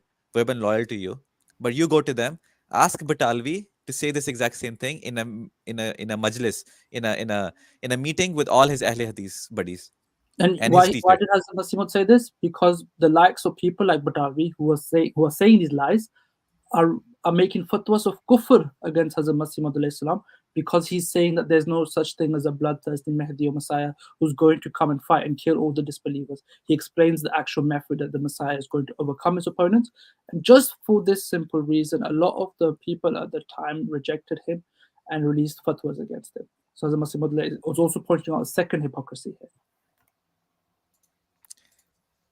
Yeah, and Nawab Sadiq Hasan Khan also rips out, the Brahini Ahmadiyya, the book of Mirza Ghulam Ahmad Islam. Probably because he was scared. But he was scared, but he repented from this. So I see. Okay. Yeah, he did rip, but then he later repented from this, and the promised Messiah said, "May Allah have mercy upon him." So we won't raise this specific allegation on him. Yeah. All right. And wasn't out of anger or just he didn't like the argument. It was fear, because he was under house arrest at this time. There was a lot of political pressure upon him. And he did, on this account, he did repent. So we're not going to charge him on this specific allegation. Yeah. And next we have, we have gone through all the Salafi scholars. We've shown their hypocrisy. We've shown how they simped, I'm saying simped in quotation marks because that's what they use. And they tried to appease the government. They got money from the government and everything. Now we're gonna show why they make an allegation. Okay, then why did we also explain that why Promised Messiah Islam did not want to rebel, but they say okay, that's fine, and he also praised the government. That's fine, but then why did he do so much? You know, like why did he have to do so much, like writing about government and how he's loyal, etc., etc. So we're showing that we did that because number one, people were making allegations. We have already shown Batalvi was making it, and this is one example. He's saying that it is necessary that I should have responded to these lies of his, meaning Batalvi's. That's one. Yep. Another is If you look at the like I said before, it's important to again look at the dates again. Hakikatul Mahdi, Kashful Ghita, Angrezi government or Jihad, and all these books, the British government Jihad, were written after these allegations of rebellion were made against him. And within these books, if they're very short books, so anyone could open these up and have a quick look. He writes it in a he structures his answers in a very, very well manner, where he first gives the context of his and his family's relationship with the British government. He then highlights the lies which are being spread about him, and then he gives a word of advice to his community and members and also the British government about what his true intentions are and how the Muslims should actually respond and act or treat the British government as such, according to the Quran and Hadith, which is also in line with other Ahle Hadith scholars we have already shown throughout the stream. It was the exact same opinion and they said the exact same things. So this stream is not a criticism of the Ahle Hadith scholars as such, is us just presenting the reality of what modern day Salafis try to hide, and is trying to show that they actually did, in some cases, have a true understanding of Quran and Hadith, and they were consistent in that specific approach. But the people nowadays are very, very dishonest when you look at the way they think about this and the way they look at history in general as well. yeah, and then adding on to the date part, right? This is also another ishtihar, an advertisement, announcement that he wrote, and he also added it into his book, 1894. Same thing. He's saying, I am writing down a few necessary points for the information of high government authorities. Why? Because people are lying about me. Same exact time frame, right? And then he lists all the books he's written on the very left, page. It's in Urdu. I don't know if people can read, but it's a list of all the books he has written, proving his loyalty. So he has to again and again prove his loyalty because of these liars. And then people ask, okay, why he's praising the government so much? Because of these reasons we've listed. Number one is that he actually was thankful of the government because he lived in the Sikh rule, and there was no religious freedom. So government, British actually like came and gave them religious freedom and saved them from the Sikh persecution. So he's thanking them because Hadith says that he who does not thank the people is not thankful to Allah. That's a very common thing, right? So he's praising government just to thank them. Number one. Number two, that he's the Messiah. What's the job of the Messiah? Job of the Messiah is to come and correct the Muslims and their false beliefs. And if one of their false belief is that rebellion and lying to the government is allowed, meaning you give your pledge of allegiance, but then you do taqiyya and you rebel, he has to correct them also. For example, number one, he's explaining in Lecture Ludhiana's, I think this book was also written in the same time frame. And the reasons that he's given there, as we've mentioned before, are exactly the same reasons that the Ahle Hadith scholars give: religious freedom, freedom from the Sikh oppressive rule that was in place, and also using the Quran and Hadith as your basis. Yep. Those are exactly the same things as the Muslim Islam said, as the Ahle Hadith ulema said. And they often quote the verse of the Quran which says that you must obey Allah, His Messenger, and those who are in authority over you. And we're not gonna read through these, but it's right here for people to pause the video and see. Right? No, you can just read you can just give the gist of what Hazrat Muhammad saying. He's just saying that I'll read this part actually. Yeah. He's saying we're so privileged to enjoy all kinds of facilities in this blessed day. Can there be greater Christian freedom than that we openly criticize Christianity? No one stops us, right? And you guys remember a time when no Muslim even dared to call azan from the mosque. And then he says, I testify from experience that God has gifted these people with the courage to be just, meaning the British government. And I advise the Muslims to obey these government in this context because they've given religious freedom. Obey them because they're doing this for you. Okay? And then he quotes the hadith. He who is not grateful to his benefactor cannot be grateful to God. So he's very clear, quoting everything from Quran and Hadith. If the Salafis wants to, the ignorance of today want to make allegation on the Quran and Hadith, because your scholars were using the same exact things. Yeah, and azan was prohibited for a short time during Sikh rule. Yeah, which is what I'm going to mention in Yeah, ahead. yeah. Again, the second, this is another religious freedom reference. People can read it. It's from the book called Risala Dawat e Qawm, right? Same again time frame. And then he says, British saved from the persecution. He says, many who lived under Sikh rule are still with us today. They should come forward and tell others about the circumstances of Islam and the Muslims at that time. They could not do azan, which is mandatory in tenet of Islam. It was a crime for them. No one who called the azan could survive the hatchets and spears of Sikhs. So, he's saying, and as soon as the government took power, the Muslims of Punjab were, for all practical purposes, granted their faith anew. So he's mentioning again context of why he's saying that you should be thankful to the Yeah, government. and every Punjabi Muslim can tell you the horrors of the Sikh era, and every Kashmiri Muslim can tell you who knows their family system. My own tribe, we're Muslim Jats, but 12 of our villages were destroyed by the Sikhs. 12 that were destroyed. So these were very barbaric times. There was no rule of law. There was banditry, marauding, destruction. Dispossessing of other Muslims. It was a very horrible era. And then more than all of this, right? We can survive injustice, but there was many a times during Sikh rule. Sometimes Zan was banned, then it was unbanned. Sometimes mosques were converted into stables, na'uz billah, and all these other things. I think we might cover it later as well. We don't have to, it's very clear, but this is one reference that they're taking Muslim women and making them So we'll read slaves. this. Those women cautiously looked at us. So they were going through Punjab and they found these women.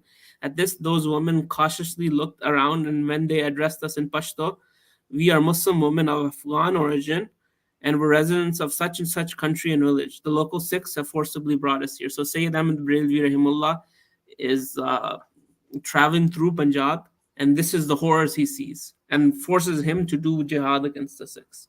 They were taking Muslim women from Afghanistan and other areas as concubines and sex slaves.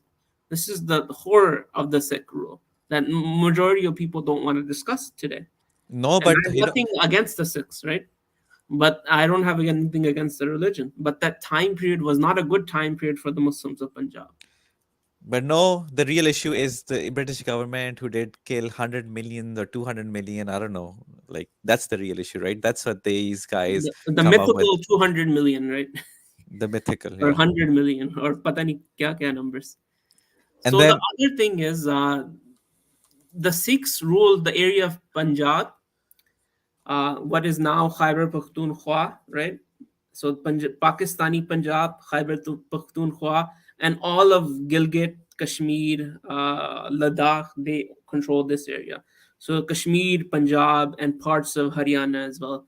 So the thing is, the rest of India was controlled by the Marathas, right? So the Marathas, they were people from coastal central India, and they came into power after the Mughal Empire waned in authority, and they accepted the Mughal emperor as their emperor, but in reality, they did not accept any of his edicts, and they were very brutal in what they did. They did not wish to govern India. Rather, they only pillaged different parts of India. Every year, they would send parties that would raid different parts of India, and then they would return back to their home bases. So these people were basically marauding India before the British came. So they would attack an area of India, pillage it for a few months. After pillaging it, return home, and then repeat the cycle in another area and do this again. So Zivius, if you could you click the link, Twitter link? I just want to show the horrors of the Maratha era. And the Marathas controlled what is most of what we call the Hindi heartland of India, what we would call the state of Maharashtra, any area of central India like Madhya Pradesh. Basically, most of India today was under the Maratha rule before the British came into power, just for context. So the Sikhs were localized to northern India, while Punjab, Pakistani Punjab, Indian Punjab, Kashmir, Himachal Pradesh, parts of Haryana, and Khyber Pakhtunkhwa. So they're north, but this is the majority of what the Indian subcontinent is. So, for example, in one of the raids, so these raids happen 2-3 times a year in different areas. So, in one of the raids to Bengal, the primary sources estimate over 400,000 civilians died, and majority of these were Hindus actually. And then another Hindu writer describes that they would not even show mercy to infants and pregnant women. And then another Hindu writer says that, again, describes the horror that they had. They would even make those fighting races, right? The Rajputs abandon their houses and abandon their land, and they would just retreat because of their brutality. They had no ethical code that they followed, and so on and so forth. So this is just some glimpse of the Maratha era. And the problem with the Marathas wasn't just freedom of religion. They did not govern the land, right? They did not give people any rights. You could be a Hindu, you could be a Muslim, you could be anything you wanted, and a Maratha could decide, a chieftain could decide that he was going to raid your area, and he would kill all of you that he could, and he would loot all of your possessions away from you, and he would move on to the next area. So it was a very lawless time period. And this thing, what we've shown is not just Promised Messiah Islam making up lies, right? We have his contemporary Hussain Batalvi, the Salafi, the advocate of all Muslims, the leader of all the Ahle Hadith, saying exactly the same thing. That, that Sikh used to persecute Muslims, and, he's quoting that Maulana Ismail Shaheed waged jihad against the Sikh because of their persecution of Muslims, but he did not do for British. So just like a corroborating source. And then we go to the last point, of this topic, small topic, is that Messiah's job is to correct the Muslims, to bring them closer to Islam, Quran and Hadith, and telling them not to rebel is one of the duties of the Messiah. So he's saying, Prophet Messiah himself is very clear. In Nurul Haq, he's saying, I did not do this work out of the fear of the government or any hope of reward, but solely in accordance with the command of Allah and the Prophet Muhammad Sallallahu Alaihi Wasallam. And that's true. He did not get any reward. Rather, he got only British spies in Qadian and difficulties by government. Because of the British, his father died in a state of sadness. And the Promised Messiah mentions this, that his father spent his whole life trying to recover his possessions from the British and other people that had taken over many of their villages and their jagir, right? So his father died like this, and his brother died also in this state of sorrow, that the British would not return the villages that they had confiscated from them. And then after his brother died, the pension was altogether cut from his family. The pension that the British had pledged to their family that they would maintain. So for their services, right? The Promised Messiah's family provided British services, right? This was a mutual agreement, right? It was a contract. It was a pledge between two groups of people. So the British did not honor anything for his family. They betrayed every pledge for his family specifically, other than giving them freedom of religion and freedom of life. They did not give them any monetary reward of any kind. Rather, it was the opposite. Also, do you remember this reference where this person lies that this Ahmad alayhi salam will do rebellion? In this very same reference, on this very first page that you see from the right side, so second page, he says, when Ahmad alayhi salam says, my father gave horses and men to the government, this is a lie. He never gave any. So do you see the contrast? The Muslims of today, they're making allegation that your father, the father of Ahmad alayhi salam, gave horses and men to government, and Ahmad alayhi salam is very proudly telling this to government, meaning he's proudly saying that he did treason against his Indian brothers. But the scholars of that day, or the people of that day, they're saying this guy is lying. His father never gave any. He's lying to the government. Yeah, so he's government, not loyal. Yeah, so he's not loyal to you. He never gave any. So don't listen to him. Like, this is the hypocrisy that happens between them, their own people. And right? One other thing I'm going to cover now that it came to my mind, the people that his father fought were the ones that were rebelling in Sialkot area. And these were not native Punjabis, but they were sepoys from central India. But the point is, those people massacred in that area in Sialkot and other places, British women and children. So white women and children were massacred by these people. So the promised Messiah, alayhi salam's father, sending, and I'll say this very clearly, sending men to support the British against these savages, right, that were murdering innocent women and children, was one, his duty because he made this pledge, and the British were the rulers of the land, and number two, it was the just thing to do, to fight against those who are killing innocents. And Okay, this this is our stance. is the stance of Ahle Hadith too, because Nazir Hussain Dehlvi, he mentions in his book that was a woman of a white wife of some British officer that during the 1857 rebellion she was injured on the streets. So they sneaked her into his house secretly at night, so no one can see, and took care of her. His mother took care of her for 3 months and fed her and treated her wounds. And after that, this letter was, I think, shown before. The government, the husband, the official of the government, he writes and says that this person has done too much for us. And this reference is in the articles. We have not shown all of these references. They're in detailed and even more with scans on our articles, which is linked in the description. So please make sure that if you want to go back and see this scans in detail, like zoomed in scans, or the text copy, you want to copy this text, go to the articles. So Yeah. that's exactly what Ahle Hadith did. If it's just to simply summarize it, if the likes of Sayyid Nazir Hussain or Brutality are saying that the people who took part in the mutiny, the rebels, were fasiqun and they were sinful people, then obviously And anyone who's mushrikun. trying to stop these people are doing the right thing. Yeah, animals, sinners, badkirdar, beasts, Mushrikun. mushriks. Like, And at this this point, quote what as well, else do you want to say?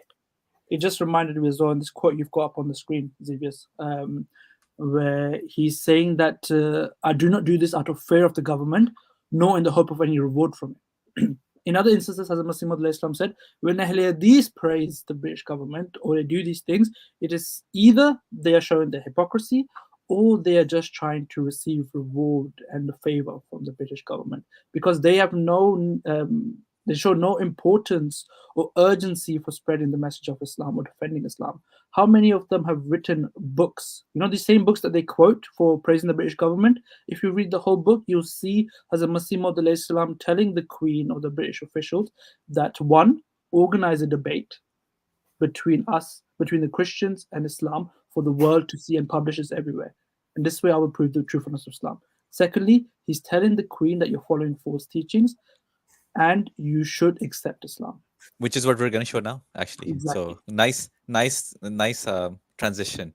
You know, if he wanted favor, why would he say all those things? For example, why would he call Christians Dajjal? Why would he call British government Gog and Magog? Why would he say to the Queen that you worship, the Christian missionaries worship the Satan? So we're going to show all these things. So, for example, he calls Christian clergies and says they only worship Satan, right? And that's what we were showing the other people saying, right? He calls their clergy that they worship Satan and they're Dajjal, but then how can he be well-wisher of the government? You know, they're using these things against him at that time.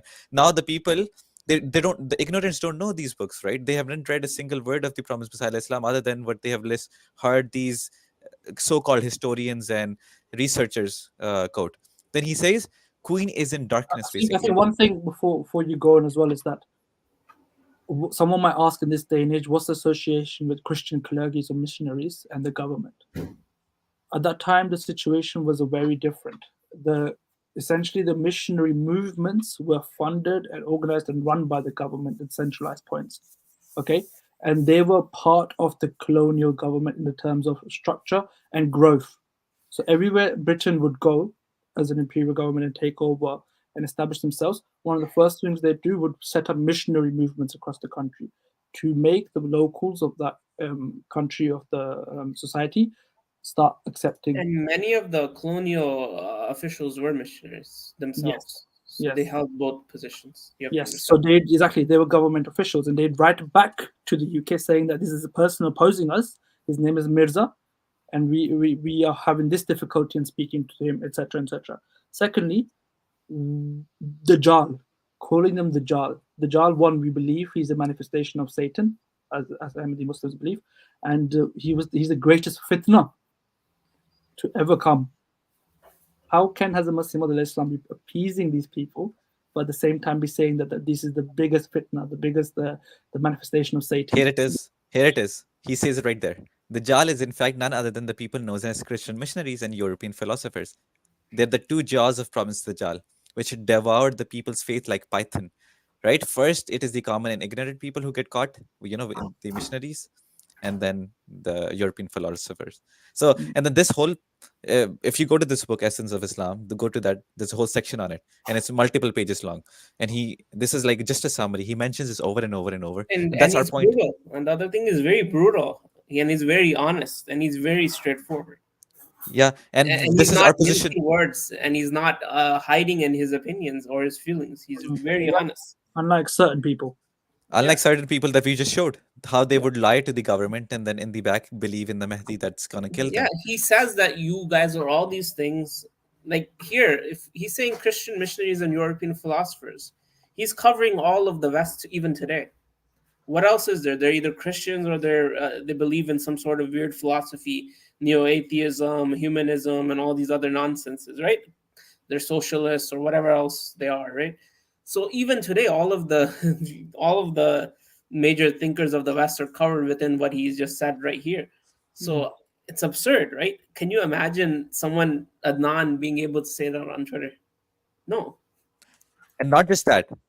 He's just not calling the missionaries, he's calling the Queen itself. What is he calling the Queen? Look at this. This is very important. This is the book that they quote. They say, your prophet wrote a book to the Queen and he simped for her, Nauzubillah, right?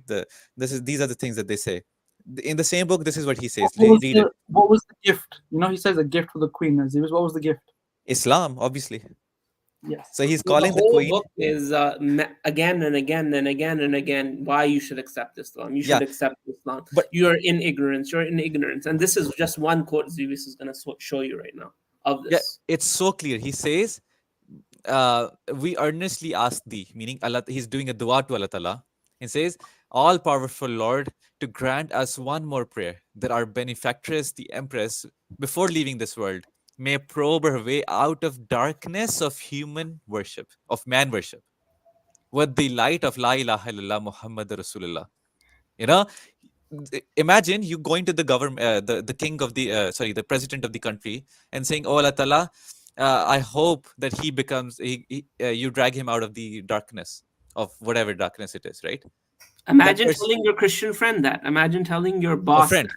Yes. or your boss that, or your coworker that.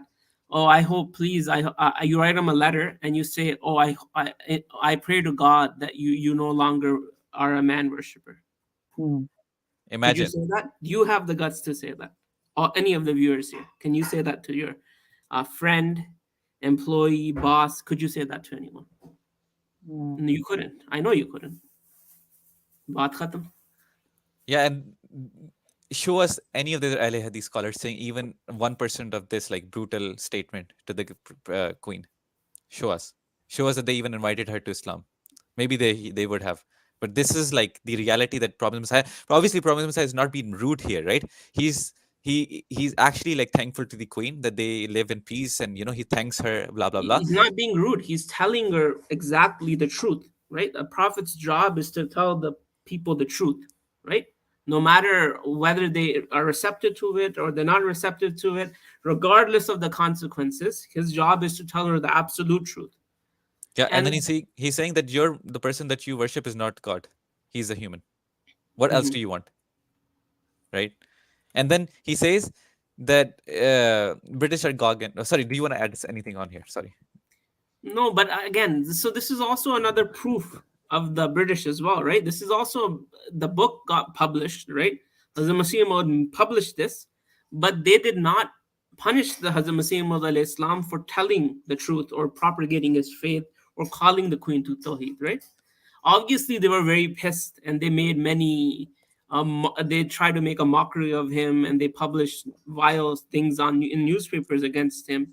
And, this is the sunnah of the Christian missionaries that the Adnan and other Sunni Muslim da'is, quote unquote, still do today.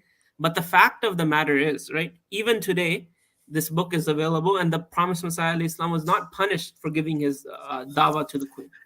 And this is not the only book, right? You know what happened? In fact, When in this after day and age, when recently the Diamond Jubilee happened, or Queen Elizabeth who passed away last year, this book was reprinted and republished and sent out to the public as far as we can. We published a large scale so that people can see this interaction. And once again, we can call the British population, the public, and the Queen and the government, etc., to Islam. So it's just as applicable in this day and age as it was back then.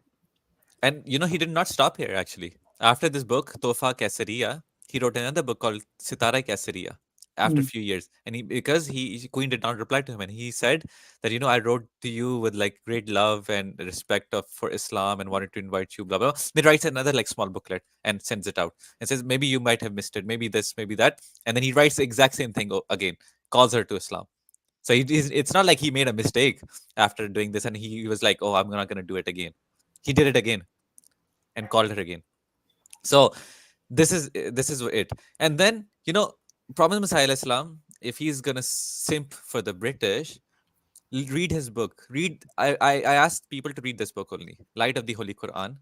It's called Nurul Quran, number 1 and 2. It's in English. Just read the counter allegations that he's making on Christians, because Christians are making allegations on Prophet Muhammad Sallallahu Alaihi Wasallam. Read these allegations that he make counter allegations, and he proves, how the character of the imagined Messiah Isa Alayhi Salam was, as per the Bible. And just read this paragraph, for example, and Okay. and if they can read this to their friends again, right? Make this allegation to their friends or those people that they want to invite. Can they do this? If he wants to, to appease them, why would he do such kind of counter allegations, right? And do you want me to read it? Because it's very...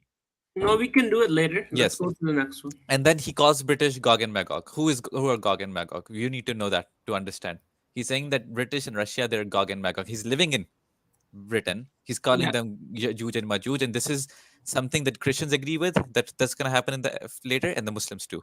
So they both are. Can you really say, and any Sunni that is listening, can you honestly put your hand on the Quran and say that calling a government or a people Gog and Magog is supporting them, is a sign of praise for them, is a compliment, or is it even a neutral comment about such a people?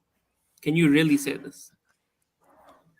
If you have read any hadith about Yajuj and Majuj, or have you read about the Quran, in the Quran what it says about them, right?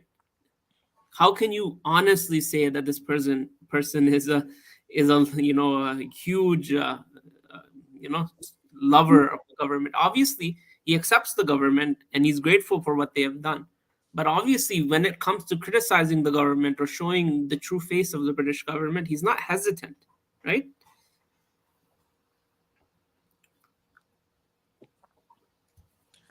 And do you want to talk about Boer War, Jat? And I think because this is the last thing, so Christians preach as Dajjal, and I think we're very end of it. So do you want to mention that?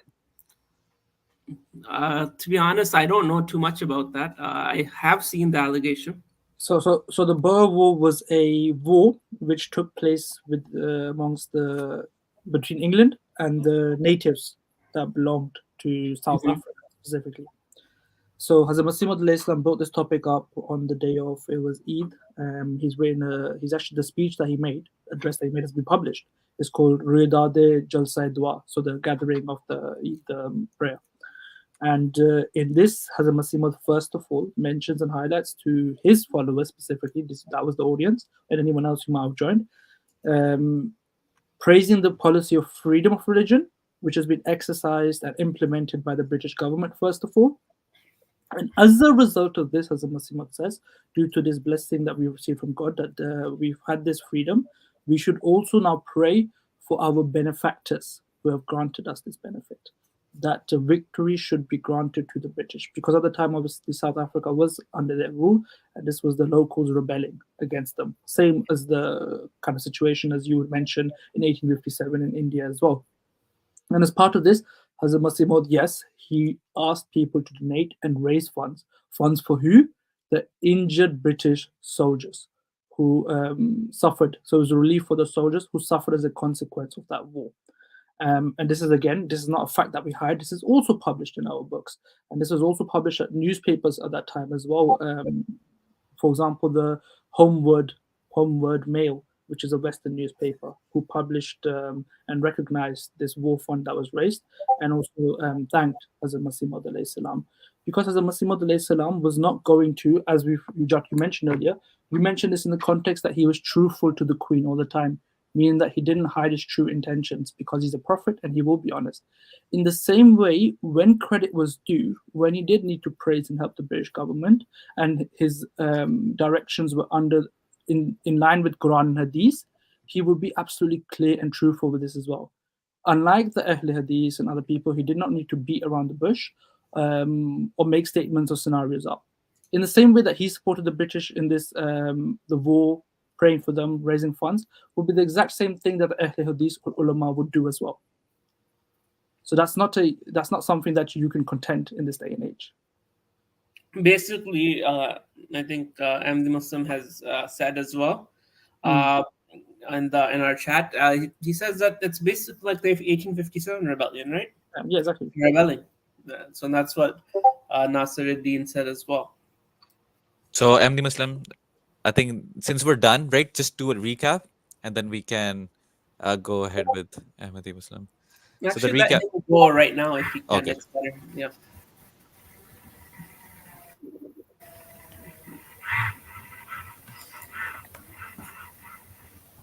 So, Ahmadi Muslim, whenever you want. Yes, I'm trying to share the screen.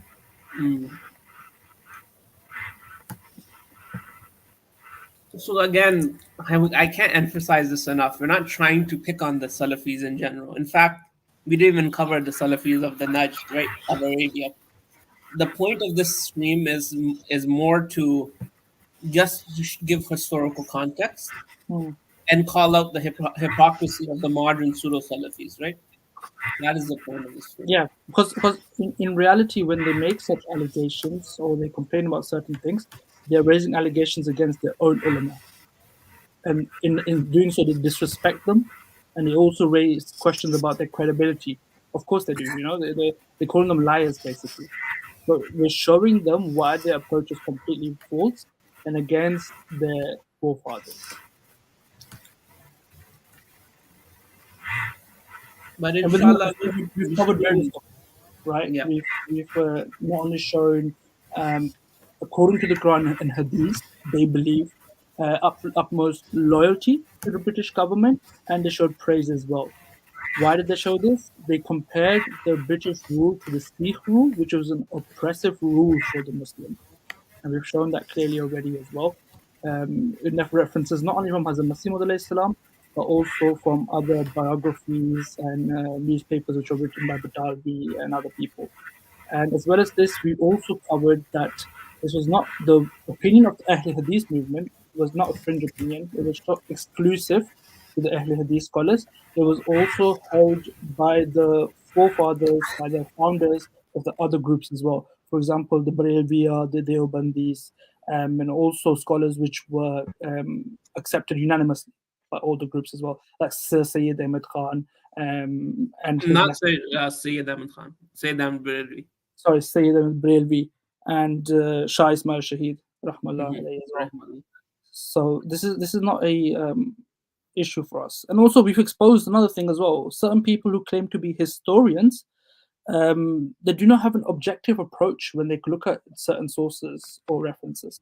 In fact, they'll see something which appeals to their short-sighted understanding, and they will use that. For example, we exposed them on two matters today. On the 1857 mutiny, how they praised the people. So I can mention someone, Adnan Rashid and co praised the people that took part in the 1857 mutiny, but his forefathers have mentioned that this was a sin, this was fasad, this was un-Islamic, and this was done by mushrikun. So these labels we don't have and to animals. Badkadar, mushrikun, animals. If they want these labels to be applied to themselves, that's fine. We're not going to say anything, okay? And the same way with the Shah Abdul Aziz Delvi as well. They discredit him and they actually lie about him as well when they use his statements for their own bias and benefit. He did not issue a fatwa of rebellion against anyone. In fact, he lived peacefully. Well, he did not fight against the British. He lived under them until his death. The only time he issued a fatwa of Darul Harb, of fighting, was against a invading force. And this is absolutely clear. Hazrat Masih Maud alayhi salam also praises those people that fought against the invading British. For example, he praised Tipu Sultan and held him of very high regard. This is not problematic for us. We agree with this. Even Aurangzeb, rahimullah, who he calls Mujaddid sometimes. Yeah. Yeah, it's a good point. Aurangzeb was very harsh with the British and the Europeans in general. He shut down many of their ports, and he was very, very harsh sometimes with the British. And the Promised Messiah had no qualms praising him, even though the British hated Aurangzeb. And they're the ones who started the Hindus and the Sikhs.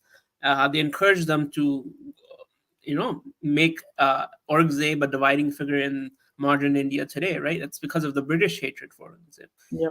All these things. Right? And once again, coming back to Nawab Siddiq Hassan Khan, Nazir Hussain Delvi, Sanaullah Brutality, etc., all these people, of course, they knew exactly what people like Shah Abdul Aziz Delvi, Tipu Sultan, Aurangzeb said, but also physically did themselves as well. So in your allegations, you're also saying that your Ahle Hadith scholars discredited the freedom fighters of the past by saying that jihad is inapplicable, it's not allowed in this day and age. We must respect and be obedient to the British government, etc., etc. You have to understand each statement or scenario according to the time and context that it is made in. The thing is, I don't understand how this is a Salafi position, because as someone who loves to read the Salafi books and research into the various Salafi movements, I cannot see any proof from their books, right, of their scholars, of their major scholars. Any village mullah can give any fatwa. What I mean is someone who is known, who is widespread, that has the opinions that they are spreading today, right, against their anti-colonialism and all this stuff. Even today, the scholars of Saudi Arabia, they're fully aligned with the West in many senses, right? They don't deny that you shouldn't rebel against the Western governments, or all these opinions that they hold. Their scholars do not validate till today. Adnan says he's a historian, he's not a scholar, but none of them, their opinions are validated even today. So they don't I feel this is more of a neoliberalism, right? The modern, liberals, how they have a guilt, how it's called like Western guilt for colonialism, and, going overboard. You go into one extreme, you support colonialism and you don't criticize anything that was wrong. We do believe that, and Hazrat Masih Maud did criticize the colonial government on many points, but he also praised them for giving what is required by Islam: religious freedom of basic protection, etc. So now the pendulum in Western civilization has swung to the other side, right? And they're not following any Muslim scholar, any Sunni scholar, any Ahle Hadith scholar, any Salafi Najdi scholar, any Salafi scholar, any Sunni, any scholar.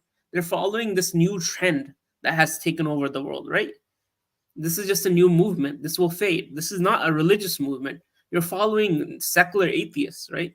In their positioning of how colonialism is bad and white guilt and all this other stuff, right? You're following trends. You're not following the truth. And that's a very big problem, right?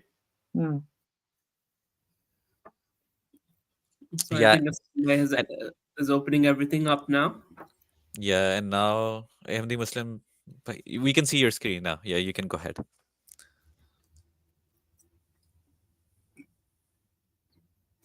And in the Yes, future, okay. inshallah. In Maqalat Sir Syed, the compiler.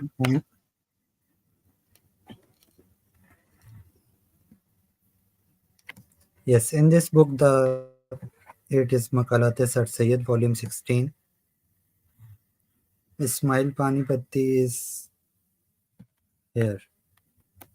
He says, इस ज़माना में बाज़ हजरात ये कहने लगे हैं कि दरअसल हज़रत सैयद अहमद शहीद का मकसद अंग्रेज़ों के ख़िलाफ़ जहाद करना था।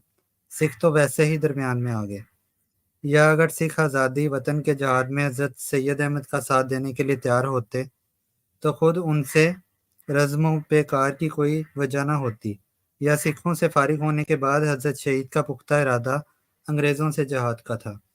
मगर वाक़या ये है कि इन तीनों बयानात का कोई हकीकी सबूत मौजूद नहीं, और साफ और सच्ची बात यही है कि हरगिज़ हज़रत का इरादा अंग्रेज़ों से जहाद का ना था।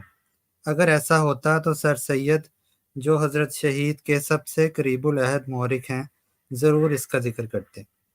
So he is saying that if Syed Ahmad Shahid had any objective to wage jihad against the British, then Sir Syed would have mentioned this in his book. And then he says, इन हम असर मौरखों के वाज़े बयानात की मौजूदगी में अब 117 बरस के बाद ये कहना कि नहीं, हज़रत शहीद अंग्रेज़ों के ख़िलाफ़ जहाद का अज़म बिलजज़म रखते थे, एक ऐसा दावा है जो अपने साथ कोई अकली या नकली दलील नहीं रखता।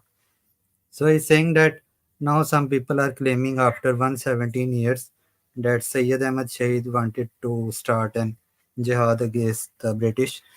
It has no basis. So there This is is the other another source. This is And the जो आपने book दिखाई, the book you've shown, who is it by? ये किसने लिखी है? ये अहले हदीस के हैं? ये या सैयद इस्माइल पानीपति, ये सुन्नी स्कॉलर थे। अच्छा, so okay. and this is the ये other source, कंपाइलर you है know. Sir Syed. This is volume 16, Maqalat sir Syed. Excellent. So there is another scholar, Sunni scholar. He says, That's it. You missed it. no, here. Because this book This, that you're showing also has the same exact thing, by the way, right? The same quote we yes, quoted earlier from Savani Ahmadi. yes. He says, this Sunni writer says, दूसरी बात यह है कि मौलवी मोहम्मद जाफर साहब की तसनीफ स्वान अहमदी को शाया हुए करीबन 1 सदी हो चुकी है। इस अरसा में किसी मुहक्किक और आलिम ने मौलवी साहब पर तहरीफ का इल्ज़ाम आयद नहीं किया। क्या इस अरसा में सैयद साहिब के मकातीब तक मौलाना महर के सिवा किसी को दस्तरस हासिल नहीं हुई? तीसरी बात यह है कि मौलाना महर के पास जो ज़ख़ीरा मकातीब है वो असल नहीं बल्कि नकल है, और नकल भी नकल दर नकल। खुदा मालूम ये मजमुआ कितने वास्तों से नकल होता हुआ मौलाना महर तक पहुंचा है। ये अमर भी फैसला तलब है कि महर साहब के पास जो ज़ख़ीरा मकातीब है इस क्या है? क्या यह ज़ख़ीरा सिर्फ मौलवी मोहम्मद जाफिर को मुहर्रिफ साबित करने के लिए तो वजूद में नहीं लाया गया?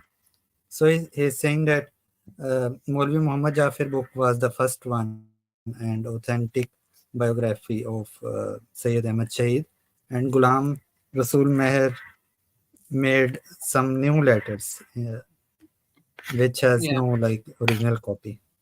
Yeah, Ghulam And then Rasul Mehr was active in the time of Hazrat Muslim Maud. He was not an eyewitness Yes. to anything. Yes, he is coming after 117 years. And here in Afadat-e Meher, it is like a malfuzat of Ghulam Rasul Meher. He says on page 231, he says, मैं मुजाहिदीन की शानो आबरू हर हाल में कायम रखने का कायल हूँ, अगरचा वो बाज़ साबिक़ा बयानात या तो जिहाद से ऐन मुताबिक ना हो। He is saying that I just want to uphold the honor of every mujahideen, so even if it is against the first sources. So like he can make anything and claim his own. And the other thing is, if you take Ghulam Rasul Meher as your ideal or your hujjat, right, and you're throwing your own scholars that were there and witnessed Syed Ahmad Barelvi saying these things in the trash, then also accept what he said about the Ahmadiyya movement and the praise he gave to Muslim authors for that, just as Zami Jawab. Yeah, so these were the sources, you know, we mentioned earlier. Yes. That when we were There is quoting another Syed Ahmad reference, Barelvi. Yes, go ahead.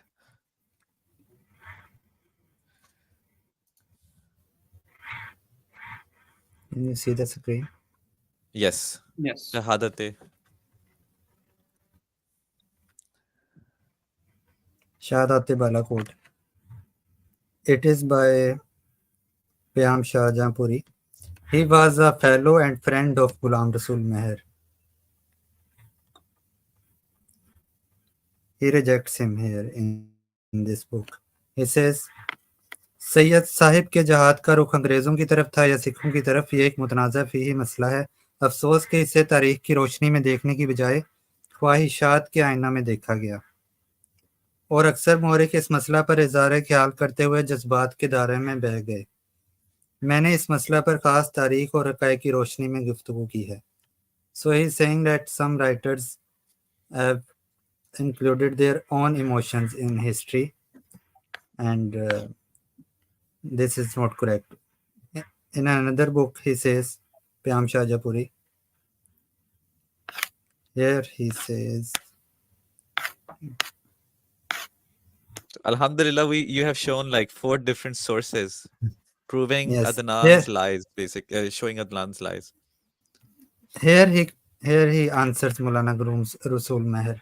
He says, हमारे ज़माने के एक फाजिल मौरिक गुलाम रसूल महर मरहूम इन चंद तस्करा निगारों में से हैं जिन्होंने अपने मखसूस सियासी नज़रिए के तहत सैयद साहिब के जहाद का रुख सिखों की तरफ से मोड़कर अंग्रेज़ों की तरफ दिखाने की कोशिश की. बिलाशुबा महर साहब बड़े फाजिल आदमी थे और मरहूम ने बड़ी काबिलियत से अपने मुकदमे की वकालत की, लेकिन एक कमज़ोर मुकदमा दुनिया का काबिल से काबिल वकील भी नहीं जीत सकता. यही सूरत इस मामले की है. मेहर साहब ने जिस मुकदमे की पैरवी की वो मुकदमा ही बेजान है, इसलिए इनके इल्म फजल पर हरगिज़ हर्फ नहीं आता. ये वो मशीन है जिसकी कुल सीधी नहीं, कोई पुर्जा दुरुस्त नहीं. इसकी मिसाल वही है कि अगर सर छुपाओ तो पैर खुल जाते हैं, अगर पैर छुपाओ तो सर खुल जाता है. खुद मौलाना गुलाम रसूल महर मरहूम के कलम से सैयद साहिब के बारे में खुद इन्हीं की रवायत दर्ज हो गई. पहले वो रवायत पढ़ लीजिए. महर साहब ने अपनी किताब सैयद अहमद शहीद में सैयद साहिब की एक तकरीर नकल की है. इस तकरीर में सैयद साहिब ने जहाद की फजीलत बयान करने के बाद अहले मजलिस को बताया कि मुझे जनाब बारी से जहाद फी सबीलिल्लाह का फरीज़ा अंजाम देने का हुक्म हुआ है. एंड देन ही कोट्स, कितने लोगों ने सलाह दी कि इसी मुल्क यानी हिंदुस्तान में जहाद करके जो कुछ माल खजाना असलहा वगैरह दरकार हो हम देंगे. मुझको मंजूर ना हुआ, इसलिए कि जहाद मुवाफिक सुन्नत के चाहिए, बलवा करना मंजूर नहीं. So Basic summarize. Can you here summarize? he is quoting from his, yes, he is saying that Ghulam Rasul Meher tried very hard to prove that Syed Ahmad Shahid was doing some kind of jihad against the British, but actually this case was very weak. And then he shares a reference from his book. कितने लोगों ने सलाह दी, like followers of Syed Ahmad Shahid was asking him, we will provide you every kind of sport and like funding and but his response was like muafiq sunnat ke chahiye, like jihad should be according to sunnah. We cannot do jihad in Hindustan. Like he was against the jihad in British So India. Ghulam Rasul Meher gave his own evidence. Very interesting. Yes. Yeah. Yes. So And the it one is, that Adnan tries to appeal to, it turns out that his own acquaintances and contemporaries of Ghulam Rasul Mehr are refuting him and saying that Ghulam Rasul Mehr was misled, or he was even just straight up wrong about the conceptions that he heard of Ahmad Barelvi Sahib. Yeah, and not only this, Ihsan Bhai showed that yes. Everything he said, any defense he made would open another area of attack. So his argument was so weak. If he defended one area, the other area would fall apart. And his own riwayat that he gives contradicts his whole argument. That's what this show. And there is another reference. It is about the 100 million killings.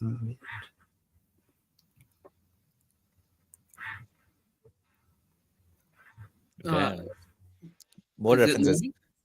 Yeah, he's gonna show again. But just to give a summary, right? So the references he just showed in Urdu, they're all the references refuting the lies of Adnan regarding the Syed Ahmad Barelvi Rahimullah Alayhi's statement that why did he do jihad against the Sikh and not the British? We showed that, and yeah, he said that Adnan said that these are lies or weak sources or whatever, and Ahmadi Muslim was showing the sources that contradict and make even more mess for Adnan's And statements. yeah, and the first source that he showed, it says like koi, akli argument, not logical argument using one's brain, or using another source. He says nakli, right? Like, doesn't matter which type of argumentation you use. You quote another source or you use your own logic. You cannot understand how Sir Syed Ahmad, no, it's not Sir Syed Ahmad, I'm doing the same mistake. Syed Ahmad Barelvi Rahimullah was doing jihad against the British. He says it's inconceivable. It makes no sense. And now, Abdi Muslim, are you sharing the screen, right? Because that's the other thing that you're going to show, that the lies that Adnan was showing all the time. Oh, Yes. British did genocide of Indians, 100 millions killed. They would walk around and get murdered. Or, these kinds of lies they were showing. Okay, here it is. Go ahead. We can I see can't this. see it. Okay, I can see it now. But so this is the first off. I just want to point out Yes. one thing. This Here, is the London School of Economics and Political Science. It's a very highly respected academic institution. Number one. ठीक है सान भाई. yes, it is a very detailed This is very detailed refutation from 2016. The researcher name is Tirthankar Roy. He states that all the claims of 100 million killings are not first sources, and they are more likely famines and natural disasters. So calling them killing is very out of context and against the history. So he gives all the refutation detail. It is with graphs, and Yes, all of the articles it I've is seen like on 24 pages. Everyone can search. any So article this that is they published gave a link article. of This Al is not Jazeera. something. Yeah, Adnan gave Al Jazeera article Yes, links. This is the academic and article. Al Jazeera is sponsored by the Qatar government. Mhm. And also, there's many refutations of that article already, other than this research paper And that you the see. writer of this article is Indian and is actually Bengali. His last name is Roy. Yes, So, yes, so this yes. Indian Bengali is refuting an argument made by other Hindu nationalists against the British government that has no basis, and he gives us academic sources. He goes through the data and he writes an article which is published in an academic journal. This is how it is, compared to you sharing Al Jazeera articles and blog posts.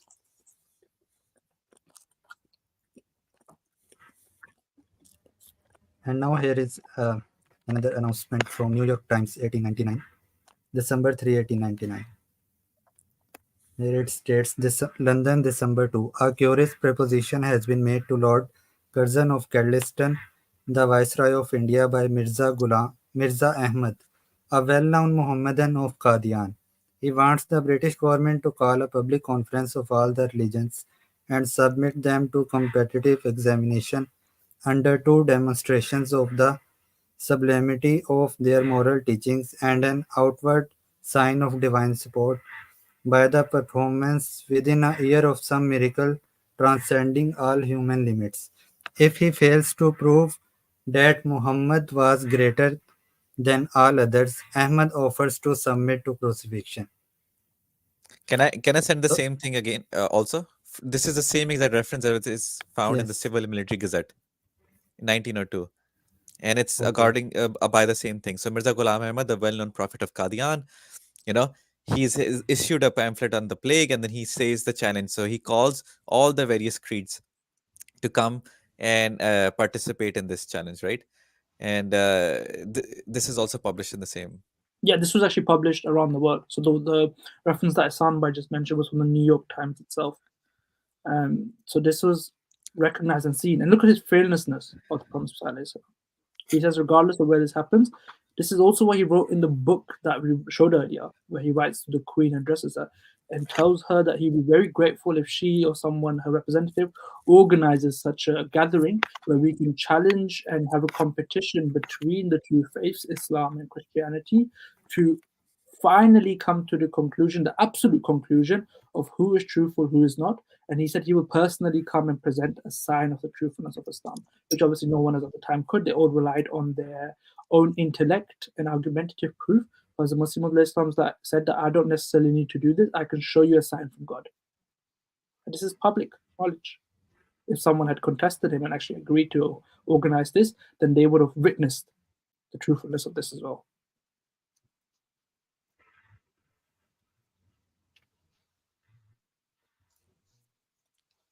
I'm the Muslim. Your screen Okay, is there not is showing. another reference. We can't see your Okay. screen.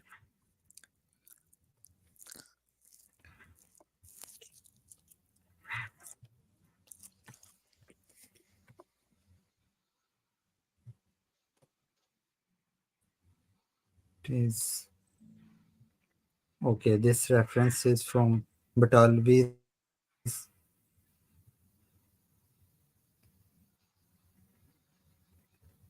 Yes, it is from Batalvi's book Al-Iqtisad fi Masailul Jihad. This is a complete book and fatwa against jihad. He says here, और उन अहदों के अलानिया तौर पर हुकूमत government से बाहर जाकर अपने इरादा मुखालफत से बरमला गवर्नमेंट को इतला दें। इस गवर्नमेंट से लड़ना या उनसे लड़ने वालों की इनके भाई मुसलमान क्यों ना हों, किसी नौ से मदद करना सरी गदर और हराम है। So Batalvi is saying anyone who would like to do jihad against this British government, even if they are Muslims, we should not help them, and it is rebellion and haram. And someone from the other stream, they were asking why your prophet said कि जो इस government से जहाद करे वो हरामी है। तो Batalvi is saying the same thing. किसी ने उसे मदद करना सरी गदर और हराम है। So anyone who is doing haram thing is harami. Harami means the doer of an haram act. Yeah, that's pretty straightforward. This is also a funny thing because they can't even understand these simple references and phrases, what they actually refer to and mean. And we've already shown that the Batalvi ke alawa, apart from Batalvi, Sayyid Nazir Hussain, Nawab Sadiq Hasan Khan, other ulama of India, subcontinent as well, they said the same thing about jihad as well. In fact, Batalvi has a lot of references in this book and across Ishatul Sunnah as well, where he consistently keeps saying the same thing to make sure that the Muslims are not part of those people that rebel against the British government and that they remain obedient and loyal due to the favors that have been bestowed upon them. Yeah, to summarize, right? I want to specifically summarize one thing. They just recently made this allegation again as well, that your prophet sent your prophet's dad gave 50 horses to the British in 1857 rebellion. So they are traitors. Your prophet and your dad, his dad, are traitors to the Indians. I want to say that Nazir Hussain is a traitor to the Indians because he helped this women and did not fight against the British in 1857, and he got that big letter of appreciation from the British official, right? So it's not the case that we say this, but we do challenge them that if they do believe that Hazrat Masih Maud is disloyal to the Muslims and to the Ummah for those specific reasons that we've just highlighted, then they must also denounce and make the same fatwa against their ulama, Sayyid Nazir Hussain, Batalvi, Nawab Sadiq Hasan Khan, etc., and all the other of their contemporary scholars as well. exactly. Unless they don't do that publicly, we must assume that they are simply reiterating the repetitive stance just to criticize and insult and abuse the Prophet ﷺ. They don't actually believe what they're saying. And it's funny because recently, again, within this week, what they have said is every single scholar goes against your belief that Hazrat Isa alayhi Islam has died or died at the age of 120 or died at the age of 120 in Kashmir. Like, no one believes all of this. Every scholar, show me at least one scholar. And when we go and show scholars supporting the position that Prophet Messiah Islam has given, they do this. So either don't ask for scholars. When you do, then accept them. Or if you can't accept them, then condemn them. Don't just reject them based on the basis of what you want to do. Yeah. That's not academic. That's not honest, and that's not the way of a researcher. They claim to be researchers and historians or whatever, and they're just acting as ignorant as a jahil would be, who has no schoolic knowledge and lives in, uh, in the wild basically by himself and doesn't know anything what's happening in the world. Like, that's how they act, and we showed it through multiple scholars. I think this stream should be enough to answer any allegation in the future, and has all the references necessary, and also explains our point of view and the point of view of Promised Messiah alayhi salam. Why did he praise, right? And what was his stance? And did he want to appease the government? We've also explained all of that, and we have shown scans, and there's a bunch of references regarding that as well. And we're gonna show this. I'm just quickly gonna summarize by showing the article. So this is one of the article that has these scans of Ahle Hadith in British. So if you go here, all the scans are linked, etc., and with their English translation. And similarly, we have another reference article with the information we showed from the Mirza Ghulam Ahmad alayhi Islam's perspective. Like, why is he answering these questions? So we have the bunch of statements of him explaining why is he answering the allegations, why is he praising the government, and at the end it's like, why is he calling British Gog and Magog worshippers of Satan, etc., etc., etc. So these references are also here if anyone wants to quickly just scroll through. So if anyone has final questions or comments, then I think Any we can just. closing remarks that anyone wants to make? Jot, Hassan, or Majid, if you want to say anything. Yeah, inshallah, we'll do more streams. I know that this was a very narrow topic that we picked. Inshallah, we'll do a stream on Palestine, and it's our belief on the issue of Palestine. And inshallah, we'll do other topics as well. We'll cover one day. We'll get to the Salafis of the Najd, or the Arab Salafis as well. We'll cover their intrigues and their beliefs and their political affiliations, etc. But this is more of a specific response directed to the allegations raised by very specific people that have gained a lot of virality in this last 2 months, I would say. Yeah. So this is my final closing remarks. This is a very comprehensive response to not only the allegations, but also to show the reality of what the situation was like at the time of the Promised Messiah alayhi salam in British India, and how these people are truly not loyal to their fathers, to the spiritual forefathers. In fact, the complete opposite of what we see from them, which is a really sad state. And at the end, I'd just like to reiterate that if you'd like to see more content like this, make sure that you subscribe to the channel as well. And make sure to also like and comment so that this content can reach as many people as possible, because people need to see this truth. You won't see these Salafi scholars or laymen addressing these points. Exactly. And Rohanallah, you mentioned they're not loyal to their fathers. It's shocking that they forget their own fathers. And this is a sign of the end times, right? And if you're not loyal to the fathers, what is that? How do you describe those people? Yeah. So people can understand if you're not loyal to your father. This is a proof of the Those people, right? He would come in the end times when people would. There's a hadith that people would not know their fathers.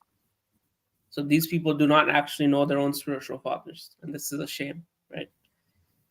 Yeah. So they're a fulfillment of this hadith, and their ignorance serves as a sign of the proof of the Promised Messiah alayhi salam. Perfect. Okay, I think that's a good point to close on. Once again, Jazakallah to everyone who tuned in and who watched the stream. And make sure to check out the website if you want to go through all the references and all the material that's been discussed, and look out for future streams as well, inshallah. Assalamu alaikum wa rahmatullahi wa barakatuh. Wa alaikum assalam.